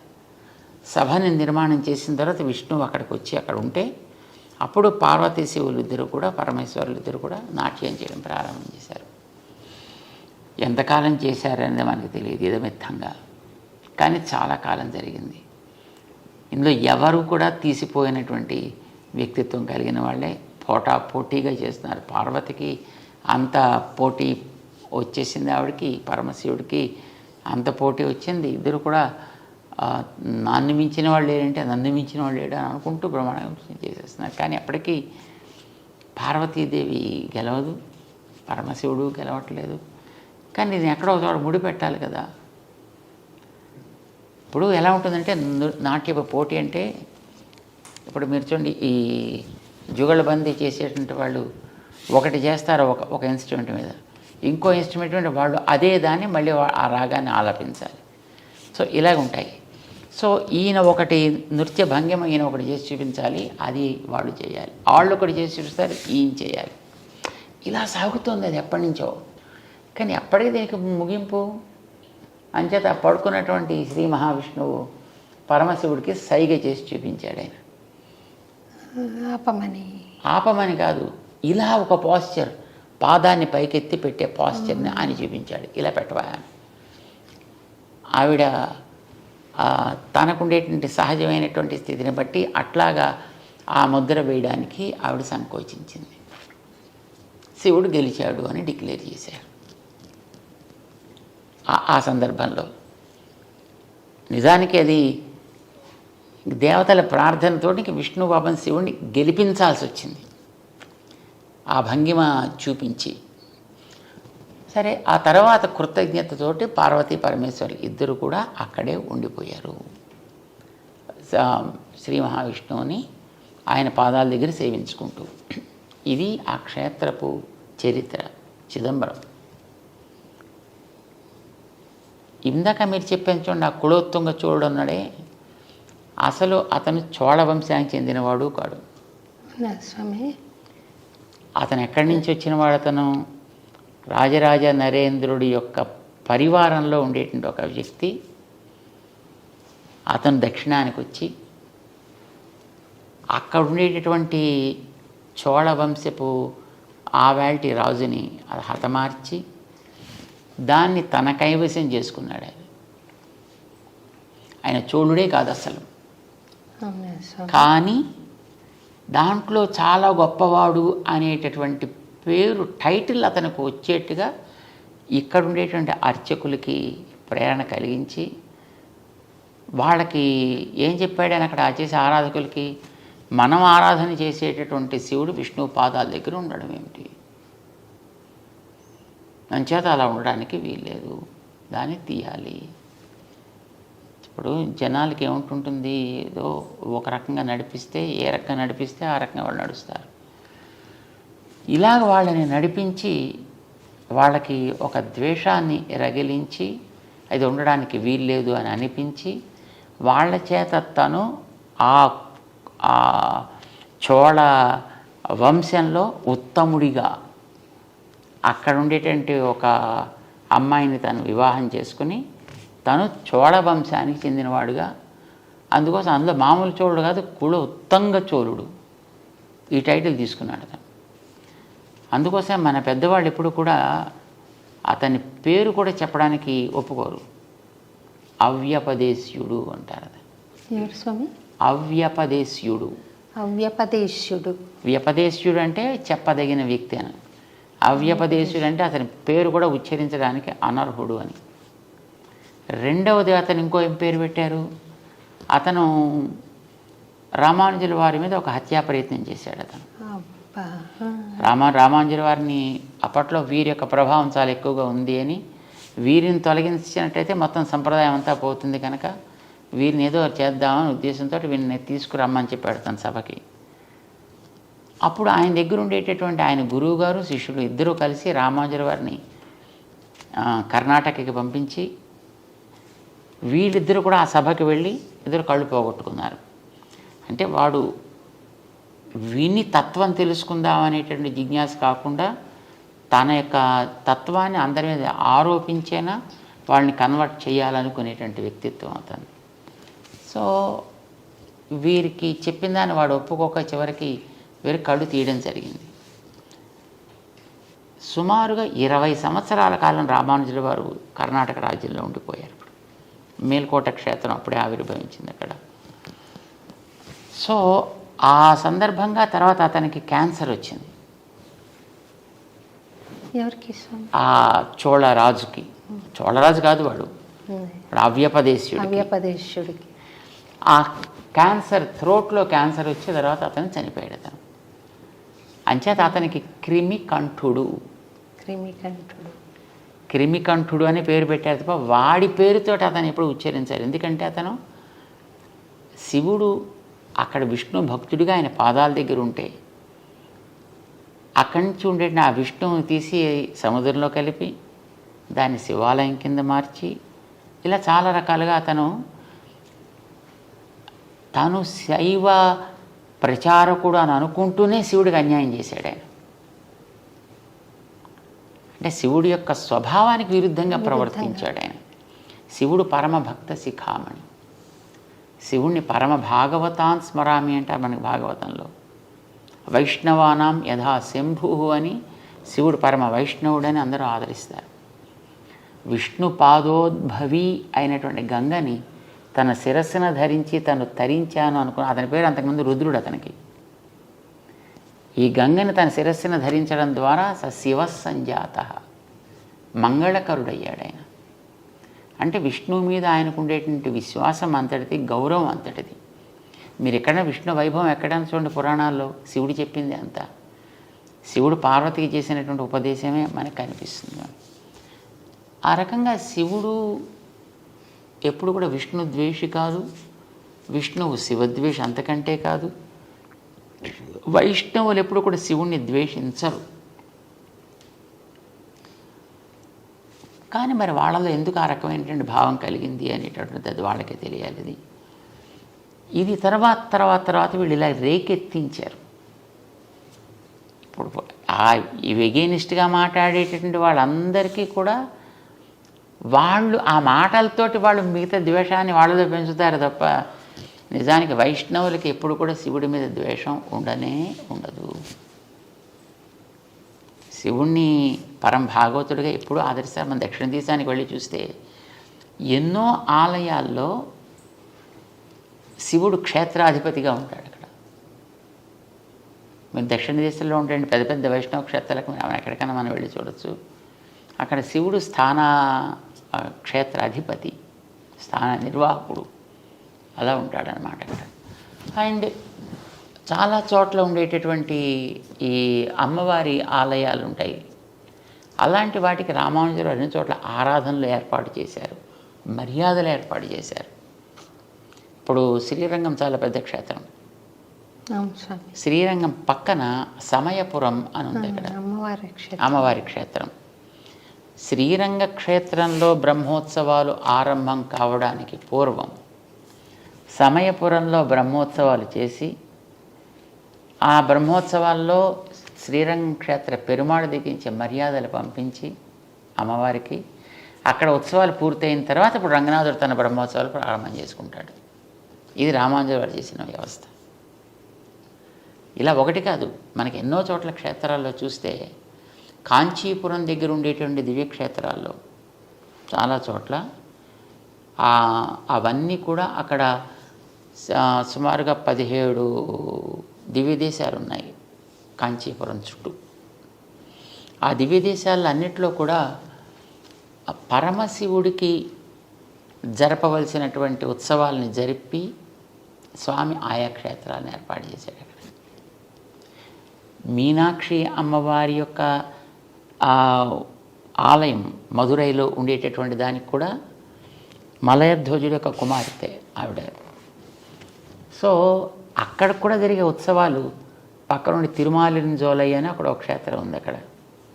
అక్కడ ఉండేటువంటి పెరుమాళ్ళు విష్ణుమూర్తి ఆయన తనకి చెల్లెలుగా ఆవిడని భావించి ఆవిడికి ముందర ఉత్సవాలు జరిపించి ఆ తర్వాత తన ఉత్సవాలు చేసుకుంటాడు.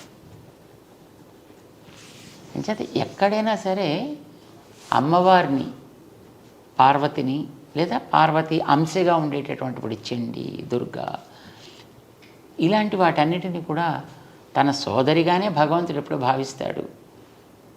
రామానుజుల వారు కూడా ఆ మర్యాదను నిలబెడుతూ ఆయా క్షేత్రాలకి ముందర మర్యాద జరిపి అవి అయిన తర్వాత తమ పెరుమాళ్ ఉత్సవాలు జరిపిస్తుంటారు అన్ని చోట్ల. ఎందుకనంటే శ్రీమద్ భాగవతంలో 10వ స్కంధంలో శ్రీకృష్ణుడు జైల్లో పుట్టాడు మదురైలో. తను తల్లిదండ్రులకి ఇద్దరికి కనిపించి, నేను మీకు పిల్లవాడుగా పుట్టాను, ఎందుకంటే వాళ్ళు పిల్లవాడుగా నువ్వు మాకు పుట్టాను తపస్సు చేసుకున్నటువంటి వాళ్ళు గతంలో. సో నేను మీకు పుట్టాను కదా ఆయన 4 చేతులతోటి కనిపించాడు ఆయుధాలతోటి. ఓ పుట్టావయ్యా జాతోసి దేవదేవేశ శంఖ చక్ర గదాధర. ఇలాగ వాళ్ళంతా అంగీకరించిన తర్వాత అప్పుడు ఆయన, నేను ఇక్కడ ఉంటే మళ్ళీ మీకు ప్రమాదం చేత నన్ను తీసుకెళ్ళి భగవంతుని చోట చేర్చండి, అక్కడ ఒక అమ్మాయి ఇప్పటికే పుట్టి ఉంటుంది, ఆ అమ్మాయిని మీరు తెచ్చుకోండి ఇక్కడికి అని ఆయన ఆదేశించాడు. ఆదేశించినప్పుడు వసుదేవుడు పిల్లవాడిని తీసుకుంటాడు. ఎలా వెళ్ళాలి అని క్వశ్చన్ చేయలేదు. ఇక్కడ భగవంతుడు చెప్పిన ఆదేశం మీద మళ్ళీ డౌట్స్ ఉండాల్సిన అవసరం లేదు అతనికి. చేత వెళ్ళేటప్పటికి తలుపులు తెరుచుకున్నాయి. అక్కడ ఉండేవాళ్ళతో మత్తులో పడున్నారు. వాన పడుతోంది కానీ చుక్క మీద పట్టలేదు. వెనకాతల ఆదిశేషుడు పణాలతో ఉన్నాడు. యమునా నది దాటాలి, మోకాటి లోటులోకి నేల వచ్చేసింది. ఈయన హాయిగా నడుచుకుంటూ వెళ్ళిపోయాడు. దాని మించి ఆ పిల్లవాడిని నందగోపుడికి హ్యాండ్ ఓవర్ చేశాడు. నందగోపుడి దగ్గర ఉండే ఆ అమ్మాయిని తను చేతిలో తీసుకున్నాడు. అప్పటికే ఆవిడ అక్కడ పుట్టి ఉంది. ఆ పిల్లని తీసుకొచ్చి జైల్లోకి మళ్ళీ చేరిన తర్వాత అప్పుడు ఆ పిల్ల కేరమని ఆవిడ ప్రారంభించింది. తలుపులన్నీ మూసేసుకున్నాక కంసుడు వచ్చాడు. తెలిసింది అతనికి. పిల్లని పైకి ఎగరేసి కింద కత్తి పెట్టి దాని మీద కట్ చేసే ప్రవృత్తి అతనిది. సో ఇలా చేద్దామని ఆ పిల్లని ఇలా పైకి ఎగరేశాడు. అది మొత్తం 16 చేతులతో ఉండేటువంటి ఒక శక్తి స్వరూపిణిగా వచ్చి, మూర్ఖుడా నేను చంపేవాడు ఆల్రెడీ పెరుగుతున్నాడు రా అని ఆదేశించి అక్కడి నుంచి అంతర్ధానం అయిపోయింది. అప్పుడు భగవంతుడు ఆమెకి, నువ్వు ఇట్లాంటి ఉపకారం చేసావు కనుక నిన్ను ఫలానా పేర్లతోటి ఆరాధన చేస్తారు. దుర్గా, కాత్యాయని ఇలాంటి అనేక పేర్లతోటి నిన్ను ఆరాధన చేస్తారు అని చెప్పాడు. ఇప్పుడు ఆవిడ కృష్ణుడు పుట్టినప్పుడు కృష్ణుడు తర్వాత పుట్టింది. అక్కడ కృష్ణుడు కార్యాన్ని సాధించి పెట్టింది. అందుచేత ఆవిడ కృష్ణుడికి సోదరి. కృష్ణుడు సాక్షాత్తు భగవానుడు చేత భగవానుడికి ఆవిడ సోదరి. భగవానుడికి సోదరి అంటే భగవంతుడు మనకి త్వమేవ మాతాచ పితా త్వమేవ, ఆయన మనకి తండ్రి కనుక ఆవిడ ఆయన చెల్లెలు కనుక మనకి మేనత్త అయింది ఆవిడ. బాగుంది స్వామి, చాలా బాగా చెప్పారు. శివుడి మీద ఎప్పుడు కూడా వైష్ణవులకు కానీ దానికి ఎవరికి ద్వేషం అనేది ఎప్పుడూ ఉండదు. అయితే ఎందుకు పూజ చేయాలి అప్పుడు ద్వేషం లేకపోతే? వెంటనే ఈ ప్రశ్న వస్తుంది. ఎందుకు పూజ చేయరంటే ఆయన ఆసుతోషి, కాస్త ఆయనకి కాస్త అనుకూలంగా మాట్లాడిన ఆనందపడిపోయేటువంటి వ్యక్తిత్వం, ఏది అడిగితే అది ఇచ్చేసేటటువంటి మనస్తత్వం, దానికి ముందు వెనక ఆయన చూడు. ఇప్పుడు భోళా శంకరుడు అని కదా అంటారు. నేను తల మీద చెవిడికైనా చేయి పెడితే వాడు భస్మం అయిపోవాలంటే తథాస్తు అనేసాడు ఈయన. మరి ఎక్స్పెరిమెంట్ నీ మీదే ఫస్ట్ చేస్తానయ్యా అంటే కానీ అప్పుడు తను తెలియదు అని ఇచ్చిన వారు ఎంత ప్రమాదకరము. ఆయన అలాగా అల్ప సంతోషి, వరాలను ఇచ్చేటువంటి వ్యక్తిత్వం. మనుషులం మనం జనరల్గా ఎంత భక్తుణ్ణి నేను అని అనుకున్న వ్యక్తులకైనా ఎవరైనా కోరికలు తీర్చేటటువంటి ఒక వ్యక్తి ఎదురకుండా ఉన్నాడు అని అంటే ఏదో అడగాలి కావాలని అనిపిస్తుంది. తాత్కాలికమైనటువంటి ఏదో ఒక లాభాన్ని పొందాలి అని అనిపిస్తుంది. ఇలాగా మనలో ఏదైనా ఒక తాత్కాలికమైనటువంటి ఒక ఆవేశం కలిగి ఏవో కోరితే ఆయన టక్కుమని ఇచ్చేసాడు అనుకోండి, అది మనకి హితకరం కాకపోవచ్చు, ప్రియం కానీ హితకరం కాకపోవచ్చు. సో అలాంటిది ఆయన ఇచ్చినప్పుడు మళ్ళీ మనం ఇంత బతికిన తర్వాత మళ్ళీ ఎక్కడికో మళ్ళీ కిందకి పోవలసి వస్తుంది అనే భయం చేత వైష్ణవులు ఆయన్ని అడగడానికి ప్రయత్నం చేయరు. అంతే తప్ప ఆయన మీద ద్వేషం చేత కాదు. ఇప్పుడు కూడా గౌరవం అనేది అందరి మీద ఉంటుంది. ఆరాధన అందరి ఎందుకు ఉండక్కర్లేదు కదా. ఇప్పుడు ఒక స్త్రీ తన భర్తని ఆరాధిస్తుంది. భర్త గారు అన్నగారు ఉంటారు, భర్త గారి తమ్ముడు ఉంటాడు, భర్త గారి మిత్రులు ఉంటారు. వాళ్ళు ఎవరైనా ద్వేషించదే ఆవిడ ఆదరిస్తుంది. ఆదరణ వేరు, ఆరాధన వేరు. చేత వైష్ణవుడు సాక్షాత్తు శ్రీ మహావిష్ణువు ఆయన అవతారాలు ఏముంటాయో వాటిని ఆరాధిస్తాడు. మిగిలినటువంటి వాళ్ళంతా దేవతలు. ఆ దేవతలందరినీ కూడా చిన్న అతి అల్పమైనటువంటి గ్రామ దేవత దగ్గర నుంచి ఈ దేవతలందరిలోకి అతి పెద్దవాడని చతుర్ముఖ బ్రహ్మ దాకా అందరినీ ఆదరిస్తారు, అందరినీ గౌరవిస్తారు. వీళ్ళంతా నా దేహంలో భాగాలే అని భగవంతుడు అంటే మనం భగవంతుడే ప్రేమ ఉంటుంది అనుకున్నప్పుడు ఆయన దేహం మీద ద్వేషం ఎందుకు ఉండాలి? నేను నిన్ను చాలా ప్రేమిస్తానయ్యా, నీ ప్రాణం అంటేనే నాకు ఇష్టం లేదు, అది మాత్రం తీసేస్తానంటే వాడిని ఏమంటాం మనం? దుర్యోధనుడు ఆ మాట అన్నాడు. అలాగా కృష్ణ నువ్వంటే మాకు భలే ప్రేమ తెలుసునా, పాండవులు అంటావా? పాండవులు మాకు జ్ఞాతులు అంచేత ఏదో ఉంటాయి మాకు ఆస్తి తగాదాలు అంచేత దాని గురించి నువ్వు పట్టించుకుంటావేంటా? మా ఇంటికి రాకుండా వాళ్ళ ఇంటికి ఎందుకు, విదురుడి ఇంటికి ఎందుకు వెళ్ళిపోయావు భోజనానికి అని అడిగాడు రాయభారానికి వెళ్ళినప్పుడు. అంటే ఏం పిచ్చాడు నువ్వు? పాండవులు అంటే నా ప్రాణాలు. 5 పాండవులు నాకు 5 ప్రాణాలు లాంటి వాళ్ళు. పాండవులు ద్వేషిస్తా, నిన్ను ప్రేమిస్తానంటావు, నీ ప్రాణం తీసేస్తాను, నువ్వంటే మాత్రం ప్రేమ. ఆ మాటకి ఎంత అర్థం లేదు, నువ్వనే మాట కూడా అలాగే అర్థం లేదా అన్నాడే. సో ఎవరైనా సరే మనకి భగవంతుడు దేహంలో భాగాలే అన్నప్పుడు ఎందుకు ద్వేషం ఎందుకు ఉంటుంది? నిజమైన వైష్ణవుడు ఎవ్వడిని ద్వేషించడు. తప్పు చేసేవాడిని, తప్పుని ద్వేషిస్తాడు, వ్యక్తిని కాదు. ఎవడైనా చేస్తే అట్లాగా చరిత్రలో మీరు ఎక్కడైనా ఇప్పటిదాకా గమనించండి, ఎవడైనా ఎక్కడైనా ఒక శైవ ఆలయాన్ని విష్ణు ఆలయాల కింద ఎక్కడైనా కన్వర్ట్ చేసినట్టు ఉందా?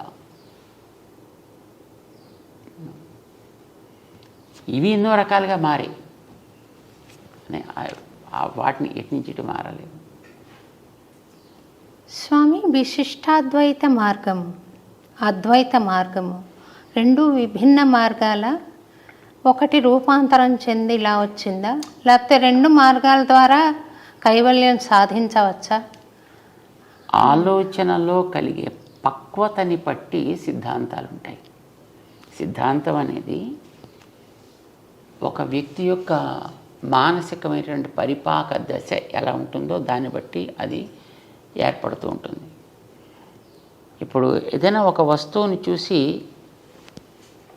ఇది ఎన్ని అని అడిగామనుకోండి, ఏం చెప్తారు మీరు? తిరునామాలు, శంఖ చక్రాలు. ఇది ఎన్ని? స్వామివారి చిహ్నాలు ఎన్ని? స్వామి ఇది ఎన్ని? 3 అని చెప్పవచ్చు స్వామి. నామాలు ఒకటిగా పరిగణిస్తే బేస్ 4, బ్యాక్ కింద సపోర్ట్.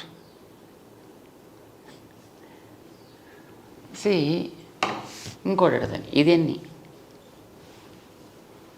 1 గోరు అంతర్భాగం. అంటే అది ఇదిలోదా వేరా?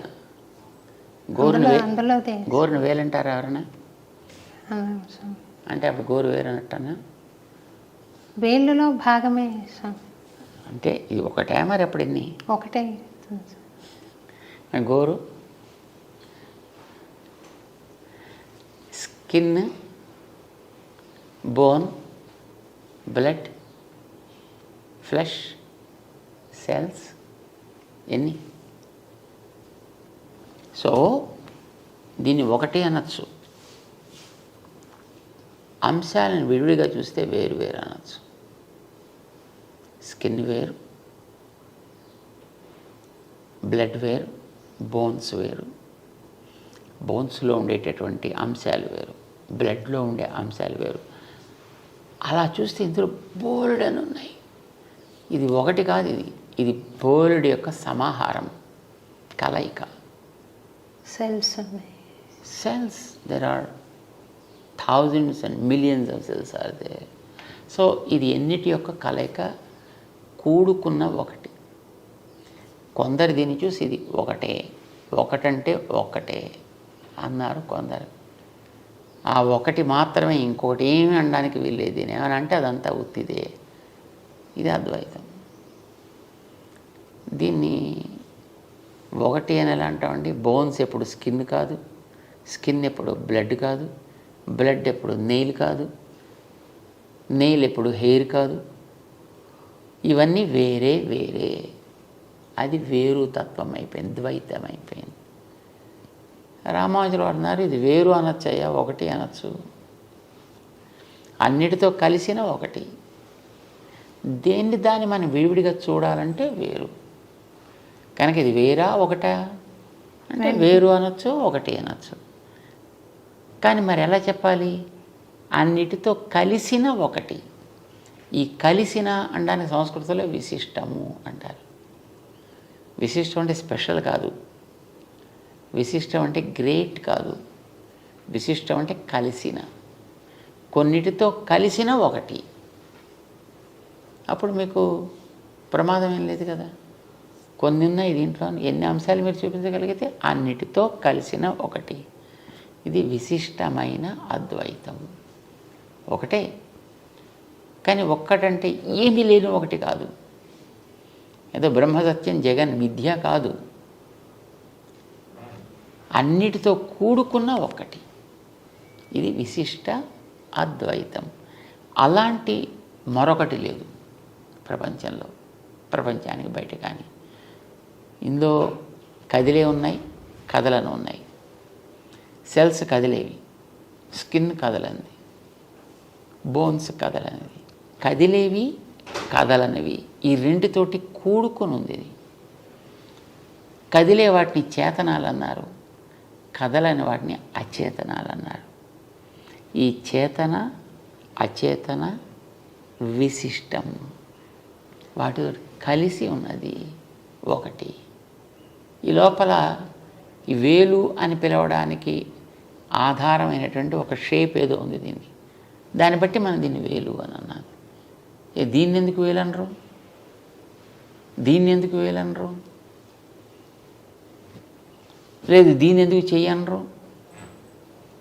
సో దాని ఆకృతి విశేషాన్ని బట్టి, దాని యొక్క యాక్టివిటీని బట్టి, దాని యొక్క స్వరూపాన్ని బట్టి ఒక్కొక్క దానికి ఆయా నామ నిర్దేశం చేశారు.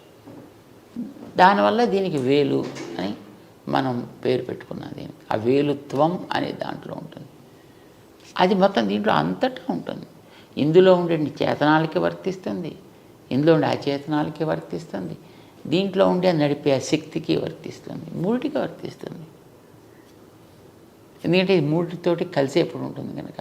స్కిన్గా, ఎముకలుగా విడదీయగలమా? మళ్ళీ విడదీసి మళ్ళీ సెట్ చేసేసి మళ్ళీ మనం వాడుకోగలమా? నో. సో ఇది మనం జ్ఞాపకం పెట్టుకుంటే విశిష్టాద్వైతం అంటే మనకు తెలిసిపోయినట్టే. మరి ఇప్పుడు అద్వైత మార్గంలో సాధన చేస్తున్న వాళ్ళకి పరమావధి ఎప్పుడు ఉంటుంది? ఎక్కడ వాళ్ళకి పరమావధి అనేది వాళ్ళు ఏం కోరరు కదా. అద్వైతం అనేటటువంటి దాన్ని తెలిసినటువంటి వ్యక్తి కోరుకునేది ఇక్కడ ఉండేటువంటి బంధము పోవుట. తర్వాత తను ఎక్కడికో వెళ్ళాల్సిందంటూ ఏం లేదు. ఎందుకంటే వాళ్ళకి ఏది వేరే ఇతరత్రా ఏది బ్రహ్మమే ఉంది ఇక్కడ. బ్రహ్మకి ఇక్కడ కేవలం ఒక అడ్డు ఒకటి ఏర్పడింది. ఈ అడ్డు తొలగితే బ్రహ్మమే. అది సత్య మార్గం అంటారా? అది సత్యము అసత్యము ప్రశ్న కాదు. ఆలోచన ధోరణిలో అదొక విధానం. అంటే యాంగిల్ మారిందంటారు. స్వామి. యా, దాన్ని మనం డిఫరెంట్ పారామీటర్స్ నుంచి మనం చూస్తున్నాం. తత్వం ఇప్పుడు తత్వమే. మనం అంగీకరించకపోయిన తత్వంలో మార్పు అయితే ఉండదు. తత్వం ఇప్పుడు సూర్యుడు ఇప్పుడు అలాగే సూర్యుడుగానే ఉంటాడు. కొంతమంది ఆ సూర్యుని గోడవని గుర్తిస్తారు, కొంతమంది దాన్ని నారాయణుడని గుర్తిస్తారు, కొంతమంది దేవత అని గుర్తిస్తారు, కొంతమంది ఒక శక్తిని గుర్తిస్తారు. That's okay. నువ్వు ఏమనుకున్నా, నువ్వు ఎలా చేసుకున్నా, ఏ రకమైన ఉపాసన నువ్వు చేసినా ఆయనలో అయితే మార్పే ఉండదు. ఇది వెళ్ళా సూర్యుడే మార్చలేదు. అది సూర్యుడులాగే he remains as it is. That's okay. మీరు ఎలా అనుకున్నా దానికి ఆయనకేం అభ్యంతరం? మన తెలివిలో అభ్యంతరాలు ఉంటాయి. మన తెలివిలో వికాసము అనేటటువంటిది ఎంతవరకు వచ్చింది దాన్ని బట్టి మన అవగాహన కూడా పెరుగుతూ ఉంటుంది, తరుగుతూ ఉంటుంది. సో ఎన్ని రకాలుగా చూడొచ్చు అనేది మనకి మహానుభావులు చెప్పారు. ద్వైతంతో చూడొచ్చు, అద్వైతంతో చూడొచ్చు, విశిష్టాద్వైతంగా చూడొచ్చు, శుద్ధాద్వైతంగా చూడొచ్చు, భేదాభేదంగా చూడొచ్చు. So all these are different ways of schools of thought. They can reach the ultimate. They reach whatever they wish. అంతే. ఇప్పుడు వీళ్ళు కోరుకుంది ఏంటి కంటే బంధం నాకు తొలగిపోవాలను, తొలగిపోతుంది అంతే. అంతవరకు ఉంటారు. ద్వైతులు స్వామి ద్వైతులు భగవంతుడిని చేరాలి అని అనుకుంటారు. చేరగలుగుతారా? మరి ఆ నిష్ట వాళ్ళు ఉంటే తప్పకుండా వాళ్ళు చేరగలచ్చు. మనం కోరేది మోక్షం అనేటటువంటిది కర్మబంధం. యాక్చువల్లీ ఇక్కడ మనకి ఎందుకోసం పుట్టుక చావు వస్తున్నాయి? కర్మబంధం. ఈ కర్మబంధం తొలగిపోవాలి మనకి. దీని పేరు మోక్ష. ఈ కర్మబంధం నాకు తొలగిపోయిందంటే నా సహజ స్థితి ఏదో నాకు ఏర్పడుతుంది. ఆ సహజ స్థితి ఏమిటి అనేది ఒక చోటు, పరమపదం అనేటటువంటి చోటు, అక్కడ భగవంతుడు విగ్రహ రూపంలో ఉంటాడు. విగ్రహ రూపాలు అంటే మన దగ్గర కూడా విగ్రహ రూపంలో ఉంటాడు, కానీ ఇలా ఉంటాడు అక్కడ ఆయన. సహజంగా ఉండేటువంటి జ్ఞాన శక్తి ఇలాంటి వాటి అన్నిటితోటి కూరుకుంటాడు. శరణాగతి గజ్జల్లో చూడండి, రామానుజరావు ముందర వర్ణిస్తారు, చూసారా? అన్ని రకాలుగాను వీడు నాకు ఈయనే ప్రభువు, ఈయనే నాకు సర్వస్వం, కనుక ఆయనకే నేను అంకితమై ఉండాలి, ఆయనకే నేను అన్ని రకాల సేవలు చేయగలగాలి. ఇది వాళ్ళలో ఉండేటువంటి ఒక కన్ఫర్మేషన్, ఒక రిజల్యూషన్. ఇది కలిగిన వాడికి ఎంతెంత వాడు ఆ భగవత్ సేవ వాడు చేసుకోగలుగుతుంటే వాడు అంతంత భగవంతుడి దగ్గరగానే ఉంటాడు వాడు. అయితే ఏంటి, మనకి కర్మ బంధం ఉన్నంత వరకు అనుకున్నట్టుగా చేయలేడు. బంధం తొలగిపోతే ఇంకా బాగా చేయగలుగుతాడు. అంటే కర్మబంధం తొలగడం, భగవత్ సన్నిధి లభించడం, భగవత్ సేవ చేసుకోవడం, ఇది ఒక స్టెప్ బై స్టెప్ అన్నమాట. దీన్ని మొదటి నుంచి ఆరంభం చేసి ఒక 54 మెట్లు కింద భావన చేస్తూ మన వాళ్ళు దాన్ని ఒక చిన్న ఒక ప్రవచనం ఉందన్నమాట. దాన్ని ఒక పుస్తకం కింద వేస్తారు దాన్ని. సో మనం చేసేటటువంటిది అల్టిమేట్లీ ఏం కోరుకుంటాం? భగవంతుడు, ఆయనకి మనం దాసులం, కనుక మనం చేసేది ప్రతిదీ ఆయనకి సేవ కావాలి. ఇక్కడ ఉండేటప్పుడైతే బంధంలో ఉండి చేస్తున్నాం, బంధం తొలగిపోతే ఇంకా బాగా చేసుకోగలుగుతాం. అంతే తేడా మనకి మోక్షం అంటే. కానీ మిగతా వాళ్ళకి మోక్షం అంటే భగవంతుడు ఒకడు ఉంటాడు, వాడికి దాసుడిగా మనం ఉంటాం, మనం అక్కడ సేవ చేస్తాం అనేది అద్వైతంలో ఉండదు. ఎందుకంటే నేనే బ్రహ్మం అయిపోతా. ఇప్పుడు దీపం ఆరిపోయింది, ఇక్కడ ఎక్కడికి వెళ్ళింది అది? మన వాళ్ళు ఎవరో చూసి వచ్చిన కొండెక్కింది అన్నారు. అదేనా కొండెక్కింది? ఎక్కడి నుంచి నడిచింది? ఎక్కడికైనా దీపం దేంట్లో చేరింది? దేంట్లో చేరలేదు, అక్కడ ఆరిపోయి ఊడిపోయింది. ఇలా చెప్పే కాన్సెప్ట్ ఒకటి ఉంది పూర్వంది, దాన్నే తీసుకున్నారు. తీసుకుని అది ఆరిపోవడం లేకుండా పోవడం కాదయా, అంతటా ఉన్నాడు అని అనుకునే ఆ పరబ్రహ్మ తత్వంలో ఇది కూడా ఏకమైపోయింది. ఇది వాడికి అద్వైతం అంటే.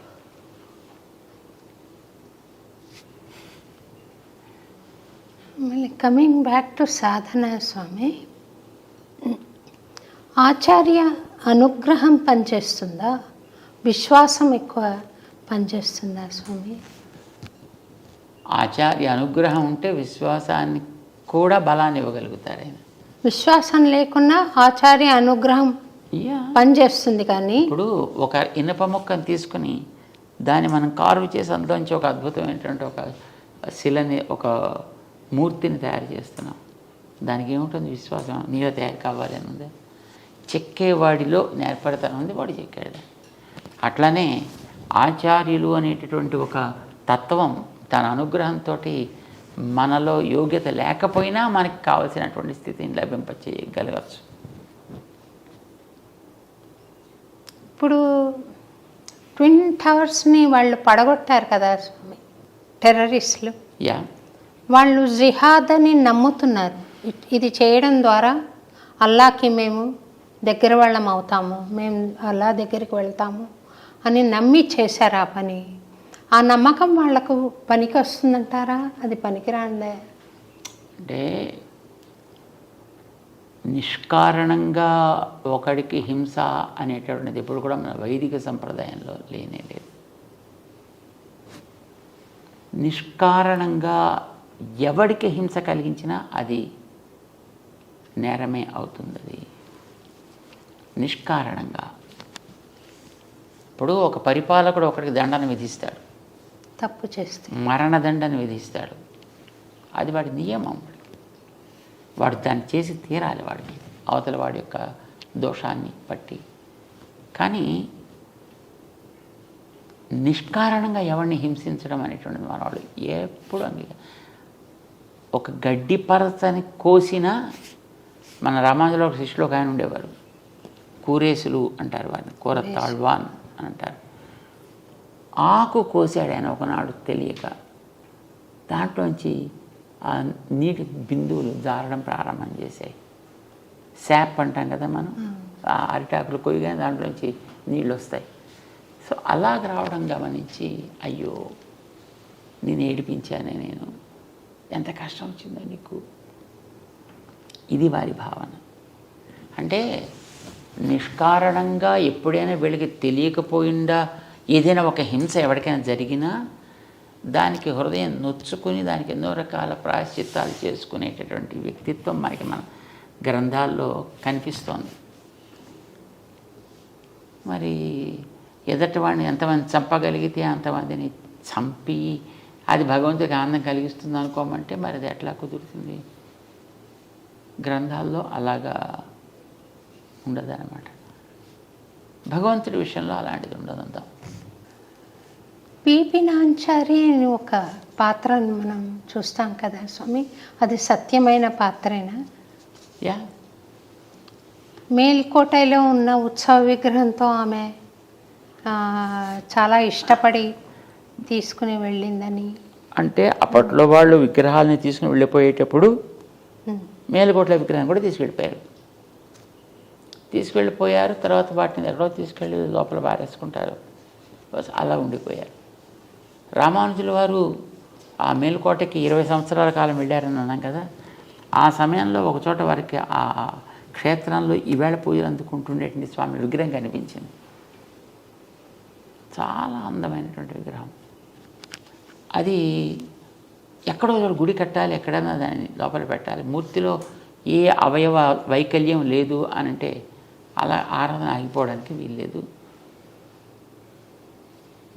దీన్ని ఎక్కడైనా ఒక ఆలయం కట్టాలి. ఎదురు చూస్తూ ఉండే అంతలో తొండనూరు రాజుగారి యొక్క కుమార్తెకి అనారోగ్యం చేసింది. ఎవరు తగ్గించలేకపోతున్నారు. వాళ్ళ రాచ వైద్యులు వచ్చారు,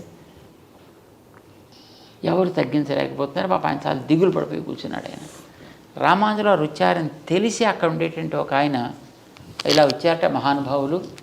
ఆయన గతంలో ఇలాంటి ఒక బ్రహ్మరాక్షసి ఎవరికో పడితే తొలగించారట, మనం కూడా చేస్తే బాగుంటుందని రాజుగారికి చెబితే రాజుగారు వచ్చి తన విషయాన్ని చెప్పుకుంటే రామానుజుల వారి దయతోటి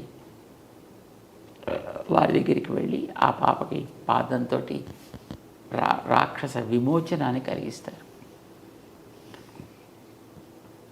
వెళ్ళిపోయినందుకు గుర్తేమిటి? ఈవిడి పిల్లలోంచి ఆయనకి కూడా వాళ్ళకి డౌట్ వస్తే అప్పుడు ఆ పిల్లకి పట్టినటువంటి ఏదో ఆవేశం ఏదో అది పలికిందిటని, నేను ఫలానా చెట్టు మీద నేనుంటా, నీ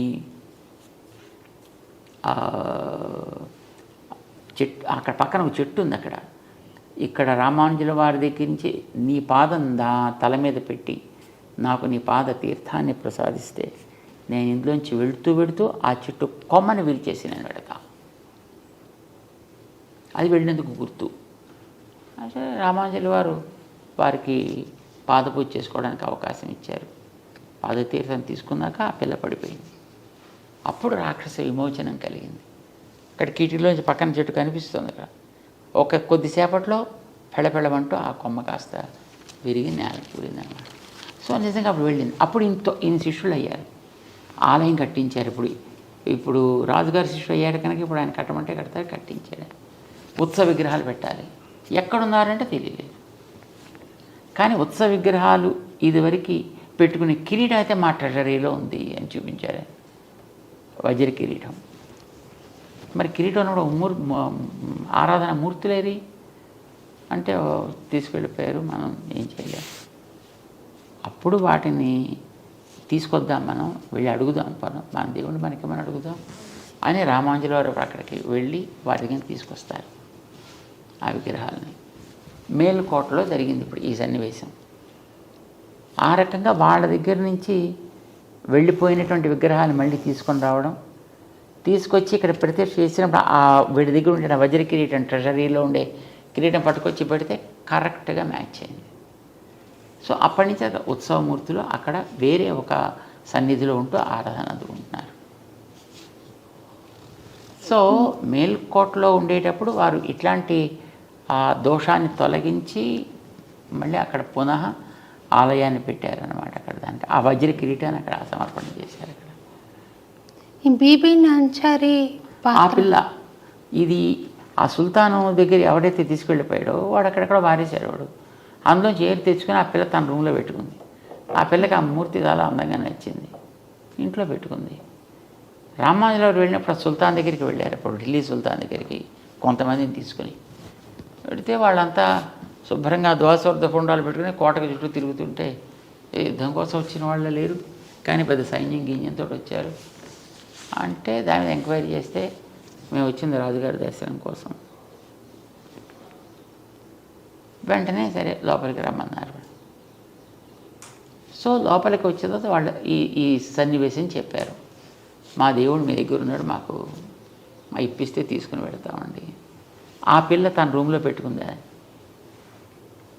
రామానుజుల వారు దేవుడిని ఇప్పించమంటే ఆ సుల్తాన్కి నవ్వు వచ్చింది. దేవుడు అంటే అన్నీ తెలిసినవాడు, అన్నీ చేయగలిగినవాడు కదా, దేవుడు ఇక్కడ మా దగ్గర ఎలా ఉంటాడు? ఇక్కడ నిజంగా నువ్వు దేవుడిని అనుకున్నట్టయితే మరి నువ్వు పిలువు, వస్తే తీసుకెళ్ళండి అంటే మేము పిలిస్తే ఆయన వస్తే మాకు మీరు అవకాశం ఇస్తారా? బ్రహ్మాండంగా మీకు కావాల్సిన సౌకర్యాలన్నీ చేస్తాయి, ఏం కావాలంటే మీరు చక్కగా తీసుకెళ్ళచ్చు, వదిలి ఎవడు మనం అడ్డకుండా ఉండేటట్టు చూసుకుంటా. యేషూర్ రామాదేవుడికి అప్పుడు సభలో కూర్చుని సెల్వ పిళ్ళాయి వారీర్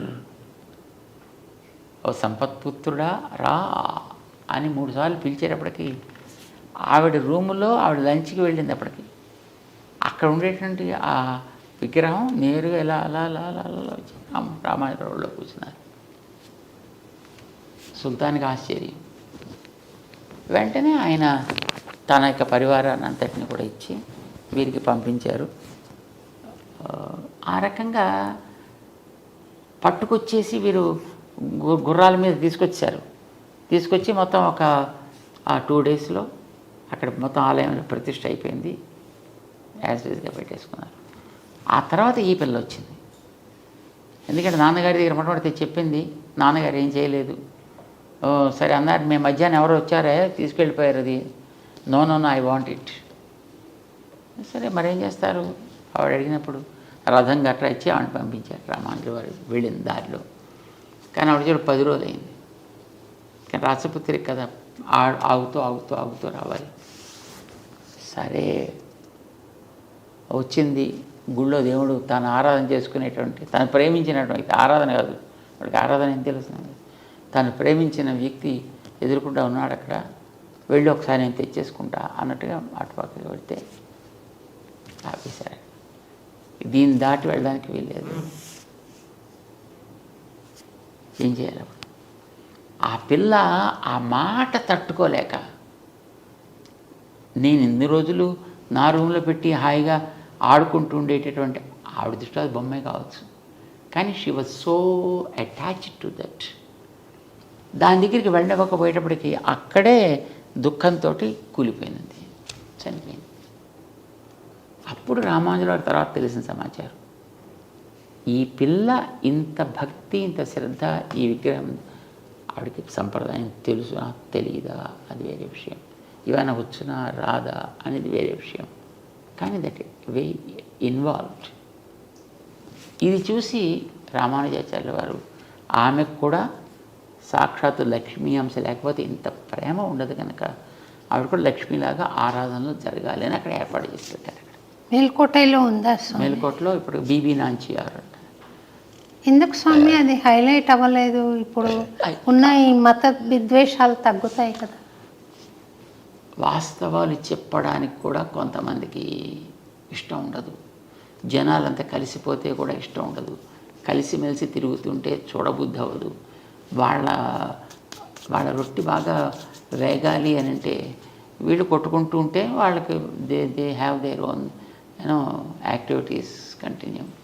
ఇప్పుడు స్వాతంత్ర్యం వచ్చి 76 ఏళ్ళ పైన అవుతుంటే ఇప్పటిదాకా కొంతమంది పూరిపాకల్లో పడి దళితులు దీనులుగా ఉన్నారంటే అర్థం ఏంటి? ఇప్పటికి ఎన్ని లక్షల కోట్లు వాళ్ళ కోసం శాంక్షన్ చేసే ప్రభుత్వాలు, ఏమైపోయావంతా?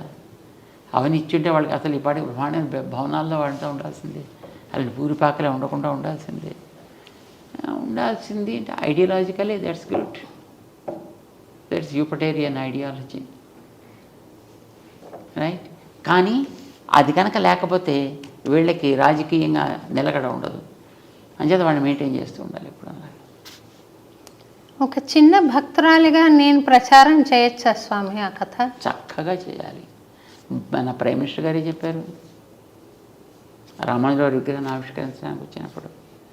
ఇక్కడ వచ్చి చెప్పారు కానీ అన్ని చోట్ల చెప్పాలి కదా. అన్ని చోట్ల అవసరం ఎక్కడ వస్తే అక్కడ చెప్తారు, దానికే ఉంది.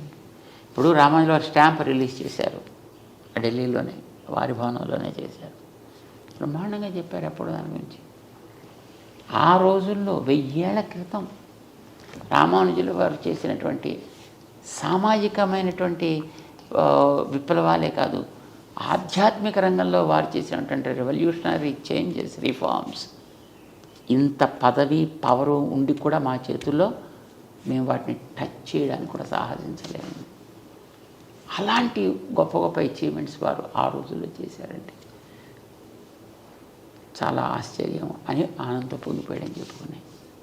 సో జనాలకు తెలియకపోలే, కానీ తెలిసిన వాటిని పైకి తెలియనివ్వాలి. ఎందుకంటే తెలిస్తే మళ్ళీ జనం అంతా అలాగే అయిపోయి కలిసిపోయి జనం అంతాను వీళ్ళంతా ఉండిపోతే ఇంకా తర్వాత వాళ్ళకి ఇంక చెప్పడానికి ఏముంటుంది. సో రోగికి మందు ఇచ్చేస్తే ఇంకా మళ్ళీ తన దగ్గర రాకపోతే తన ప్రాక్టీస్ పోతుందనుకునే డాక్టర్ చూడండి ఆ రోగాన్ని జీవితాంతం మెయింటైన్ చేస్తారు, డయాబెటీస్ లాగా. సో ఇలాంటి వాళ్ళు మెయింటైన్ చేస్తున్నారు. కానీ నిజానికి రామానుజుల వారు ఆ రోజులో చేసిన ఉపకారం చాలా అద్భుతం అన్నమాట. అందరినీ కూడా ఒక ప్లాట్ఫామ్ తీసుకురాగలిగారు కదా ఆయన. అందరూ కూడా భగవంతుడితో సమానమే అన్నారు కదా. ఒక మాల వ్యక్తికి తన గురువు గారు అంతిమ సంస్కారం చేయడం తన కన్నులతో చూశాడు ఆయన. చేత మనకి సాంప్రదాయకులలో ఏ రకమైనటువంటి చికాకులు ఉండవు, లేవు. కానీ అందరికీ తెలియడానికి తెలియచేయాల్సినటువంటి స్థాయిలో ఉండేవాళ్ళు తెలియజేసే ప్రయత్నాలు చేయటం లేదు.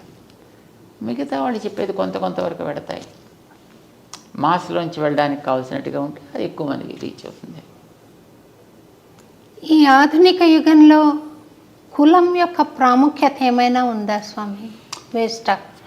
కులము అనేటటువంటిది ఒక స్కిల్ని బట్టి వచ్చినటువంటిది.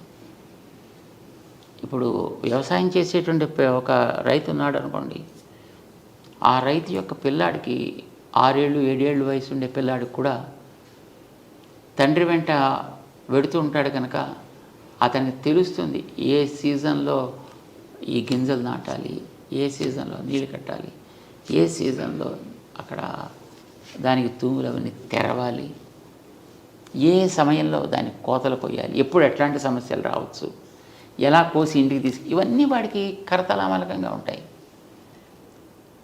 ఇది స్కిల్ అంటాం, ఇది కులపు ప్రభావం అంటాం. అది వ్యవసాయానికి మీకు ఎగ్జాంపుల్ చెప్పాను.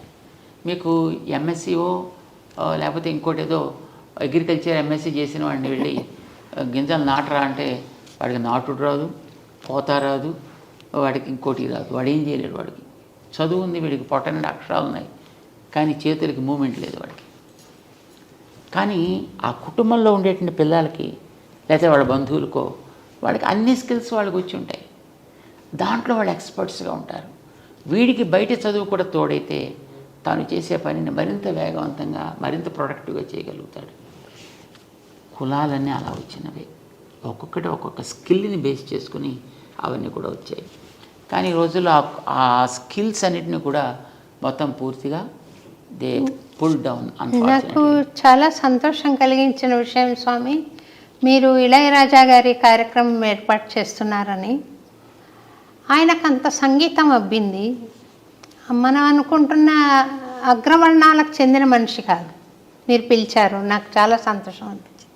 ఆయన అంతటి కంపోజర్గా నిరూపించుకున్నాడు అన్ని పాటల ద్వారా. ఇళయరాజా గారు ఒక వాద్య సంగీతాన్ని ఆయన అమర్చినట్లుగా ఇంకెవరు అమర్చలేరు స్వామి. అంత అద్భుతమైన కళ ఉన్న మనిషి ఆయన, టాలెంటెడ్ పర్సన్.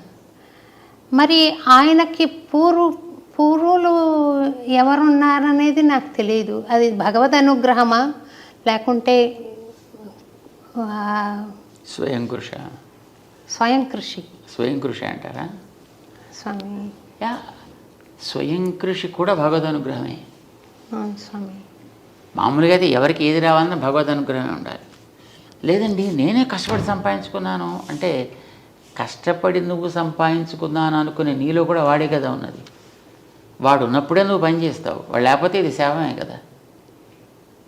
ఆధ్యాత్మిక మార్గం చూస్తే తిరుప్పణాళ్వార్ కూడా తిరుప్పణాళ్వార్ హరిజన్, ఇప్పుడు మనం అనుకునే హరిజన్. కానీ ఆయన భక్తి పరమ భక్తుడు. అందుకోసమే భగవంతుడు ఆయన్ని తన దేహంలో కలిపేసుకున్నాడు, ఆయన తనలో అబ్జార్బ్ చేసుకున్నాడు, ఆయన గోదాదేవిని చేసుకున్నట్టుగా. అందుకే ఆయన మన వాళ్ళ ఆలయాల్లో పెట్టి అంత భగవద్గీతను పొందినటువంటి వ్యక్తి సామాన్యుడు ఎందుకు అవుతాడు? అతను జత శారీరకమైనటువంటి యోగ్యత తెచ్చి పక్కన పెట్టండి, ఆయనలో ఉండేటటువంటి భగవంతుడి యొక్క అంగీకారాన్ని దర్శించండి, ఆరాధించండి. అంచేత మన ఆళ్వార్లలో ఒకరిగా చేశారే. అదే ఎగ్జాంపుల్ మనకి తర్వాత రామానుజాచార్యుల వారి యొక్క గురువు గారు యామునాచార్యుల వారు కూడా అలానే ఒక దళితుడిని తన దగ్గర చేర్చుకున్నారు. తన దగ్గర ఉండేటువంటి మిగతా వైదిక విద్యార్థులతో పాటు ఈక్వల్గా అతను కూడా సంస్కారాలు ఇచ్చారు. ఆ ఫ్రెండ్షిప్ తోటే రామానుజుల వారికి గురువుగా ఉండే మహాపూర్ణులు అని ఆయన ఆ హరిజనుడి యొక్క చర్మ సంస్కారాన్ని తను చేశాడు ఆయన. సో కులాలు అనేవి ఉన్నమాట వాస్తవం, కానీ కులాలు పోట్లాట్ల కోసం రాలేదు. కులాలు అనేవి కళని పెంచుకోవడానికి కోసం వచ్చాయి. మనకి కళలు పెరగాలి, కులాలు మనకి అభ్యంతరం కాకూడదు ఎప్పుడూను. కానీ అది సరైనటువంటి రీతిలో ఉపయోగించకపోతే అది ప్రమాదం అవుతుంది. దానికి సరైనటువంటి మార్గాన్ని చూపించకపోతే అది ప్రమాదకరం అవుతుంది. ఇప్పట్లో చూడండి, ఈ రోజుల్లో ప్రతివాడు ఆ కులం పేరు చెప్పుకొని, ఇదివరకు 4-5 కులాలు ఉండేవి, ఇప్పుడు 5-6 వేల కులాలు అయిపోయాయి మొత్తం అంతా. మరి ఎక్కడి నుంచి వచ్చాయమని తెలియదు, ఎందుకు వచ్చాయమని తెలియదు. పోయిన వ్యక్తులు ఆ కళని మనం పోషిస్తున్నామంటే ఆ కళని దారుణంగా నాశనం చేస్తున్నాం, వైజ్ఞానికం అని పేరు పెట్టుకుని. ఇప్పుడు వంశపారంపర్యంగా కొన్ని గుణాలు వస్తాయి, కొన్ని స్కిల్స్ వస్తాయి అని మనం అనుకుంటున్నాం కదా స్వామి. అలాంటి మంచి వంశంలో పుట్టి కూడా ఊహించని పరమ దుర్మార్గ పనులు చేసిన సన్నివేశాలు మనం ఈ మధ్య కొన్ని చూసాం స్వామి. ఎందుకు అలా జరుగుతుందంటారు? వాళ్లకు మామూలు విలన్ లాగా కూడా కాదు, అది అత్యాచారం జరుగుతుంది. ఎందుకు అలాగా? అదే వాళ్ళు పొరపాటున మనుషులే పుట్టారు. వాళ్ళు ఎక్కడో పుట్టాల్సిన వాళ్ళు. ఇప్పుడు చూడండి, ఇదివరకు మనుషులు క్రమ పద్ధతిగా జీవించేవారు. మిగతా ప్రాణులు కూడా వాటి మానాన బతుకుతుండేవి. ఇప్పుడు మనవాడు ఏం చేస్తున్నారు? తిండి అని పేరు పెట్టి మిగతా ప్రాణులందరికీ నాశనం చేసేస్తున్నారు. మరి అందులోకి వెళ్ళి పుట్టాల్సినటువంటి ప్రాణి, అందులోకి ఉండాల్సినటువంటి జీవి ఎక్కడికి పోతాడు? ఎక్కడో తోటకైతే పోవాలి కదా. క్రమాలు ఏది లేదు, శుభ్రంగా అందరికీ డోర్స్ ఓపెన్ చేసి పెట్టుకున్నారు వీళ్ళు ఇక్కడ మనుషులు. అంచేత తోడేలుగా పుట్టాల్సిన వ్యక్తి మనిషిగా పుట్టి, నక్కగా పుట్టాల్సిన వ్యక్తి మనిషిగా పుట్టి, జంతువుగా, పులిగా, పుట్రగా పుట్టాల్సినటువంటి ఆ జీవులు అక్కడ అడవులు క్లోజ్ చేసేసి అక్కడ జంతువుల్ని లేకుండా చేసేస్తే మరి ఎక్కడ అవకాశం అక్కడే కదా వచ్చి పుట్టాలి. మనుషుల దగ్గర అవకాశాలు ఉన్నాయి, మనుషుల్లో పుట్టేస్తున్నారు. ఆకృతి మానవాకృతి, ప్రవృత్తి చూస్తే అది. సో మార్చే ప్రయత్నం బలవంతంగా చేయాల్సి వస్తుంది. అలాంటప్పుడు కొంతమందిని నిగ్రహించే ప్రయత్నం బలవంతంగా చేయాల్సి వస్తుంది. మొదటి స్టెప్ అంతే. కానీ నిజమైనటువంటి రెండో స్టెప్ ఏంటంటే వాళ్ళకి కావాల్సిన సంస్కారాలు మనకి ఇవ్వగలగడం, అవకాశాలు సమానంగా ఎదగడానికి ఓపెన్ చేసి పెట్టడం. అది ఈక్వాలిటీ. రామాంజనేయులు చేసిన పని అది. Keep opportunities open to everybody. దాంట్లో మన రిస్ట్రిక్షన్స్ పెట్టకూడదు. ఇప్పుడు ఈ కులం వాడికైతేనే ఇస్తా, ఈ లోపల ఉండేవాడికైతేనే ఇస్తా అలా చెప్పకు. ఇప్పుడు నీకు పట్టణాల్లో ఉండేటువంటి వాడు అన్ని రకాల ఎక్స్పోజర్స్ ఉంటాయి కనుక వాడికి త్వరగా విషయాలు గ్రహించే అవకాశం ఉంటుంది. అదే ఒక అడవిలో ఉండేటువంటి వాడికి, ఎందుకంటే వాడు తెలివైన వాడు కావచ్చు, కానీ వాడికి ఆపర్చునిటీస్ ఆర్ నాట్ దేర్ కనుక వాడు దాన్ని నేర్చుకోలేకపోతాడు. వాడు వెనకబడి ఉండిపోతాడు. ఇక్కడ నీకు ఉండేటువంటి ఈ ఫెసిలిటీ వాడి కోసం అక్కడ క్రియేట్ చేసి అప్పుడు వాడు ఎలా ఎదుగుతాడు చూడు. అప్పుడు వాడు ఎదుగుదలలో ఉండేటువంటి గొప్పతనం ఏమిటో గుర్తించు. Because that's useful for a comparative study. ఇంకా చిన్న ప్రశ్నలు 3 వేసి మీ టైం చాలా తీసుకున్నాను, ముగిస్తాను స్వామి. మీరు స్వామిని ప్రత్యక్షంగా దర్శించగలిగారా స్వామి? యా, వెంకటేశ్వర స్వామిని చూస్తున్నాం కదా. అట్లా విగ్రహ రూపంలో కాకుండా అదే పొరపాటు పడుతున్నాం. అక్కడ భగవంతుడికి తాను కోరుకున్న రూపాలు అనేక ఉన్నాయి. ఒకనాడు తిరిగే రూపంలో వస్తా అన్నాడు, ఒకనాడు తిరగని రూపంలో వస్తా అన్నాడు, ఒకనాడు కొండగా ఉంటా అన్నాడు, నీటిగా ఉంటా అన్నాడు. కొండగా ఉన్నాడు బదరికాశ్రమంలో, నీటిగా ఉన్నాడు పుష్కర క్షేత్రంలో, విగ్రహంగా ఉన్నాడు ఇక్కడ. అది ఆయన ప్రత్యక్ష రూపం, అది ఆయన స్వయంభూ స్వరూపం. అది మరి ప్రత్యక్షంగా మనం చూస్తున్నాం కదా. నమ్మకం లేదు మనకి అది ఆయనే. స్వామి ఇప్పుడు మీరు మాట్లాడుతున్నారు కదా, అలా అవసరమా? అలా మాట్లాడగలిగా? అలా మాట్లాడు. ఎందుకు మాట్లాడంటే అలా మాట్లాడడానికి కొన్ని అవతారాలు సెలెక్ట్ చేసుకున్నాడు ఆయన. అలా మాట్లాడే ఏ వ్యక్తి అయినా వాడికి date of birth, date of departure ఉంటాయి. రాముల వారు వచ్చారు కదా, వచ్చారు మళ్ళీ వెళ్ళిపోవాల్సి వచ్చింది కదా. వెళ్ళిపోయారు. కృష్ణుడు వచ్చాడు మళ్ళీ వెళ్ళిపోవాల్సి వచ్చింది. అవును స్వామి. అట్లా అలా కాకుండా పర్మనెంట్గా ఉండాలి అని అనుకున్నప్పుడే విగ్రహ రూపంలో వస్తాడు ఆయన. అది కూడా ఆయన తీసుకున్నటువంటి స్వరూపమే. మరి మనం ప్రత్యక్షంగా చూస్తున్నామా లేదా? మరి దేవుణ్ణి ప్రత్యక్షంగా చూస్తారా? ఎందుకు ప్రశ్న రావాలి? మాట్లాడాలని రూల్ ఏంటి మీకు? సూర్యుడు మీకు కనిపిస్తున్నాడా లేడా? ప్రత్యక్ష దైవం మాట్లాడుతున్నాడా మీతోటి? అవసరమా? ఫ్యాన్ పైన తిరుగుతూ ఉంటుంది, మీతో మాట్లాడాలా? అవసరమా? తన స్థానంలో తనుండి తను చేయవలసిన పని చేస్తుంటే చాలు. మీకు కావాల్సినది మీకు లభిస్తుంది. దేవుడేనా అంతే, ఆయన మాట్లాడాల్సిన అవసరం ఉంది. అవసరమైతే మనసుతో అంటే మాట్లాడతాడు. భక్తురాలిగా నేను విగ్రహాన్ని చూస్తున్నాను, మురిసిపోతున్నాను. స్వామి ఫ్లెష్ అండ్ బ్లడ్లో వచ్చి మాట్లాడితే బాగుండు. ఇప్పుడు స్వామి ఎలా మాట్లాడుతున్నారు? అలా మాట్లాడితే మళ్ళీ ఆయనకి మళ్ళీ ఒక మృత్యువు మళ్ళీ వెళ్ళిపోవడం వస్తుంది. అది మన ఇష్టమా? నో, అంచేత అలా రావద్దు. అనంత అనుభూతి వేరు స్వామి, ఫ్లెష్ అండ్ బ్లడ్లో రారా అయితే స్వామి? నో, కొన్ని అనుభూతులు నాకు భగవంతుడి అనుగ్రహంతో, ఆచార్య అనుగ్రహంతో నాకు కలిగాయి స్వామి. అంటే భగవాన్ మానుష రూపేణ అని. మీరు కూడా అట్లా కొన్ని సందర్భాల్లో నాతో మాట్లాడిన అనుభూతి నాకు ఉంది స్వామి. మనసులో నేను అనుకుంటున్న దానికి జవాబు మీరు చెప్పడం, ఇది భగవద్ అనుగ్రహం ఉంటేనే స్వామి అలా మాట్లాడారు, భగవంతుడి స్వరూపంగా అని అనిపించింది. అంతే ఉంటుందా? ఇంకేమైనా స్వామి దర్శనం ఇవ్వడం అనేది ఉంటుందా స్వామి? అది మనలో ఉండే భావ ఆవేశం అంటాం దాన్ని. ఇప్పుడు మామిడి పండుని తలుచుకుంటూ ఉండేవాడు, ముఖ్యంగా చిన్నపిల్లల్లో. అదే పండు పండు పండు పండు పండు పండు అని వాడు అనుకుంటుంటాను. వాడు నిజంగా అక్కడ ఒక తోట మామిడి పళ్ళు వీడు పెడుతున్నట్టు, దాంట్లో పండు పట్టుకుంటున్నట్టు, వీడు తింటున్నట్టు వీడికి భావన కలుగుతుంది. ఒక్కొక్కసారి పిల్లలకి నిద్రలో అలాగే అనిపించి నిజంగా లేచి నడిచేస్తుంటారు. ఇది భావన తీవ్రత వ్యక్తిలో కలిగేటటువంటి. అది లోపల బయట ఈ తేడా తెలియనంత క్లారిటీ వాళ్ళల్లో ఉంది. భక్తుడికైనా అంతే, భగవంతుడి విషయంలో అంత భావన తీవ్రత ఆ వ్యక్తిలో ఉండేటప్పుడు ఎదురుకుండా ఆ వ్యక్తి ఉన్నట్టు, మాట్లాడుతున్నట్టు, ఆ వ్యక్తి తనతోటి మాట్లాడుతున్నట్టు కూడా అనిపిస్తుంది. ఇది భావనే అని అంటాం. అది భక్తుల్లో ఎక్కడ ఇలాంటివి జరిగినా అది భావనే. నిజంగా భగవంతుడికి అలా రావాల్సిన అవసరం ఏముంటుంది కనుక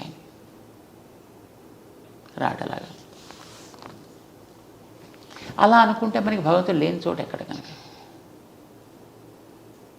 ఇప్పుడు ఇక్కడ నీకు ఇలా కనిపించిందంటే ఇందులో కూడా భగవంతుడు ఉంటాడు కదా. నువ్వు ఇలా పట్టుకున్నాడు భగవంతుని ఏరిగా పట్టుకున్నట్టే కదా. కానీ మనకి నమ్మకం ఉండదు అంటున్నాను. ఇక్కడ నమ్మకం ఉండదు. అంచేత మనం we're lost not because he is not there, we're lost because we not believed in the way he is for us. చేత మనతో అలా మాట్లాడద్దు. ఇప్పుడు మీకు ఇక్కడ కూర్చున్నప్పుడు ఈ విగ్రహం టక్కమని మీతో మాట్లాడడం ప్రారంభిస్తే మీరు భయపడి పారిపోరండి. ఇది ఇలా కదిలిందనుకోండి తనంతా తాను ఇలాగా చడుచుకోరు మీరు అంతా. అంచేత కదలకూడదు. మనం భయపెట్టడం కోసం కాదు ఆయన ఉండేది, భయాలు తొలగించడం కోసం. చివరి కోరిక ఒకటి కోరుతాను స్వామి, మీరు దయచేసి మన్నించాలి. రైట్. ఒక అన్నమయ్య కీర్తన పల్లవి ఏదైనా మీ నోటంట వినాలని స్వామి, చిన్నది ఏదైనా. అమ్మో, మొత్తం మీరు మాట్లాడితే మీరు పొద్దున్నే కూడా అక్కడ నా దివ్య ప్రబంధం చదువుతున్నట్టున్నారు. చాలా చాలా మెలోడియస్గా వినపడుతుంది ఉంటుంది. ఒక లైన్ అనండి. అంటే ఇప్పుడు మేమంటే ఇప్పుడు ఈ ముందర కూర్చున్న వాళ్ళంతా ధనమని పడిపోతారు అంతే. ఒక లైన్ అనండి. మళ్ళీ ఇంకోసారి ఎప్పుడు జీవితంలో మీకు పాటలు అందరూ సంతోషపడతారు. ఒక లైన్ ఏదైనా మీకు తోచిన పాట ఏదైనా ఒక లైన్ అనండి. మాకు అలాగా పెద్ద పాటలు, ఒక మాటలు తప్ప పాటల వాళ్ళం కాదు. మీరు పాడారు స్వామి, చాలా అందంగా అనిపించింది. పైన మేము విన్నాము, మాట్లాడుతుంటే కూడా పాడినట్టుగా వస్తుంది స్వామి. అన్నీ ఏదో ఇప్పుడు అదిగో అల్లదిగో శ్రీహరిధామము ఇలా ఏదో అంటుంటాం, అంతవరకే తప్ప నిజంగా పాడితే ఇంకా లాభం లేదు. పాడండి స్వామి, ఒక లైన్ అనండి. మాకు అలాంటి కంఠం లేదు. చక్కగా ఉంది స్వామి, పాడండి పాడండి. అలాగే అనండి స్వామి, అనండి. అదిగో అల్లదిగో. గతులన్నీ ఖిలమైన కలియుగ మందున గతి ఈతడే చూపే చూపే ఘన గురుదైవము చాలా మాకు పాడాలని ఉంటుంది కానీ వినడం మీద ఎక్కువ ఇష్టం మాకు, పాడి భయపెట్టడం కంటే. బాగుంది స్వామి, చక్కగా మీరు చాలా టైం మా కోసం స్పెండ్ చేసి ఈ కార్యక్రమంలో మాకు తెలియని విషయాలు చాలా తెలియజెప్పారు స్వామి. అనేక ధన్యవాదాలు మీకు, పాదాభివందనాలు చెబుతూ నాకు ఒక చిన్న ప్రశ్న ఇంకొకటి మిగిలిపోయింది స్వామి. ఆడవాళ్ళు వేదం చదవచ్చా చదవకూడదా? పుస్తకాలు బజార్లో ప్రింట్ చేసి ఇస్తున్నప్పుడు చదవచ్చా చదవకూడదా అలా ప్రశ్న ఏమిటి? పైగా బజార్లో ఎవరు కొనుక్కోద్దు అన్నారు, ఎవరు చదవద్దు అన్నారు. కనుక చదవచ్చా స్వామి? హాయిగా చదువుకోండి. వేద పఠనం చేయొచ్చు, నేర్చుకుని చదువుకున్నప్పుడు అదే వస్తుంది, అది పఠనమే కదా అది. అంటే నేను దాని అర్థం మనకేం మంత్రపుష్పం నేనంటే పర్వాలేదా స్వామి? ఒక దాని మీద మనకి గౌరవం ఉండేటప్పుడు దానికి ఇది నియమము అని చెబితే ఆ నియమం మీద కూడా గౌరవం మనకు ఉండాలి. నాకు వేదం అంటే వల్ల మారిన ఇష్టం అండి, మంచిది. ఆ వేదం తన కోసం ఇది నియమము అని చెప్పినప్పుడు మన నియమాన్ని కూడా ఎందుకు దాన్ని, నీ నియమాన్ని నేను ఒప్పుకోను కానీ నిన్ను నేను ఒప్పుకుంటానంటే దట్స్ ఇర్రిలవెంట్, రైట్? అలానే వేదం అనేటటువంటిది ఒక పద్ధతిలో ఇలా జరపాలి అన్నప్పుడు మనం దాని మీద గౌరవంతో ఆ నియమాన్ని మనం పాటిస్తాం. ఒకటి, మనకి భగవంతుడికి అర్పించడానికి ఒక ఉత్తమమైనటువంటి ప్రార్థన కావాలి అని అంటే ఎంతోమంది మహానుభావులైనటువంటి ఆచార్యులు, పెద్దలు, ఋషులు మనకి ఇచ్చినటువంటి ఉత్తమమైనటువంటి ప్రార్థనలు కావలసినవి ఉన్నాయి. చక్కగా ఏదో ఒకటి చెప్పచ్చు మనం. దానికి ఇది నియమం అని చెప్పినప్పుడు ఆ నియమాన్నే నేను పాడు చేసే నేను నా ఇష్టం వచ్చినట్టు చేస్తానంటే దానికి మనకేం గౌరవం అన్నట్టు. అంటే నియమానికి కారణం ఏదైనా ఉంటుంది? యూజువల్గా వేదం చదవాలి అని అంటే ఆ చదివేటటువంటి వ్యక్తి యజ్ఞోపవీతధారి అయి ఉండాలి. నెంబర్ 1. 3 పూట్ల సంధ్యావందనం చేయాలి, అగ్ని కార్యాదులు చేయాలి. 3 పూట్ల సంధ్యావందనం చేయడం అనేటటువంటిది మహిళలకి బయలాజికల్గా కుదరదు. వాళ్ళకు ఉండేటువంటి మెన్స్ట్రుయల్ డిస్టర్బెన్సెస్ని బట్టి. It's not a disturbance, it's the phenomenon of the body. దాన్ని బట్టి వాళ్ళకి ఆ 3 దినాల్లో 4 దినాల్లో సంధ్యావందనం చేసే అవకాశం ఉండదు. మరి సంధ్యావందనం అనేటటువంటిది 3 పూట్ల చేయకపోతే అసలు వాడికి సంధ్యావందనం చేసే యోగ్యత కోల్పోతాడు అని అంటుంది. మరి వాళ్ళకి ఆ అవకాశం లేదు కనుక వాళ్ళకి అవసరం లేదన్నారు. అవసరం లేదనిపించారు. కారణం వాళ్ళకి సంతానానికి కనేటువంటి ఒక యోగ్యత ఒకటి ఉంది కనుక.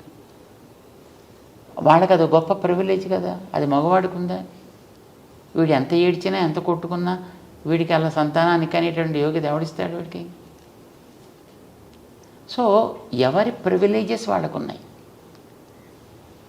అవి లోపాలు అని అనడానికి వీల్లేదు. అది వాళ్ళకు ఒక అవకాశం, ఒక అవకాశం. ఇప్పుడు ఆ శ్రమ నీకు అక్కర్లేదు, నీకుండేటువంటి మరొక అధికారాన్ని చక్కగా నువ్వు హాయిగా వినియోగించుకో. ఈ అధికారం వాడికి రాదు కనుక ఎవరెవరికి ఏ ఏ నియమాలు అనేవి ఏర్పరిచి పెట్టిందో ప్రకృతి, దాన్ని పాటిస్తే ప్రకృతి ధర్మాన్ని మనం పాటించిన వాళ్ళు అవుతాం. That's all it is. లేదు చదువుతానంటే చదువుకోవడానికి హాయిగా పుస్తకాలనే మనం చదువుకోవడానికి అభ్యంతరం అయితే ఏం లేదు. దాంట్లో హాయిగా చక్కగా చదువుకోవచ్చు, అర్థాలు తెలుసుకోవచ్చు, ఆనందించవచ్చు. And who stopped? చాలా సంతోషం. థ్యాంక్ యూ వెరీ మచ్ స్వామి. చాలా థ్యాంక్స్ స్వామి. చాలా టైం మాకు కేటాయించారు. అనేక కృతజ్ఞతలు. ఓపికగా విన్నందుకు సంతోషం. మంగళాశాసనాలు చేస్తాను. అమృత తుల్యమైన సందేశం చెప్తుంటే, సమాచారం మీరు తెలియజేస్తుంటే వినడానికి ఏం కష్టం స్వామి. నాకు చాలా సంతోషం. జై శ్రీమన్నారాయణ. జై శ్రీమన్నారాయణ స్వామి. Thank you very much.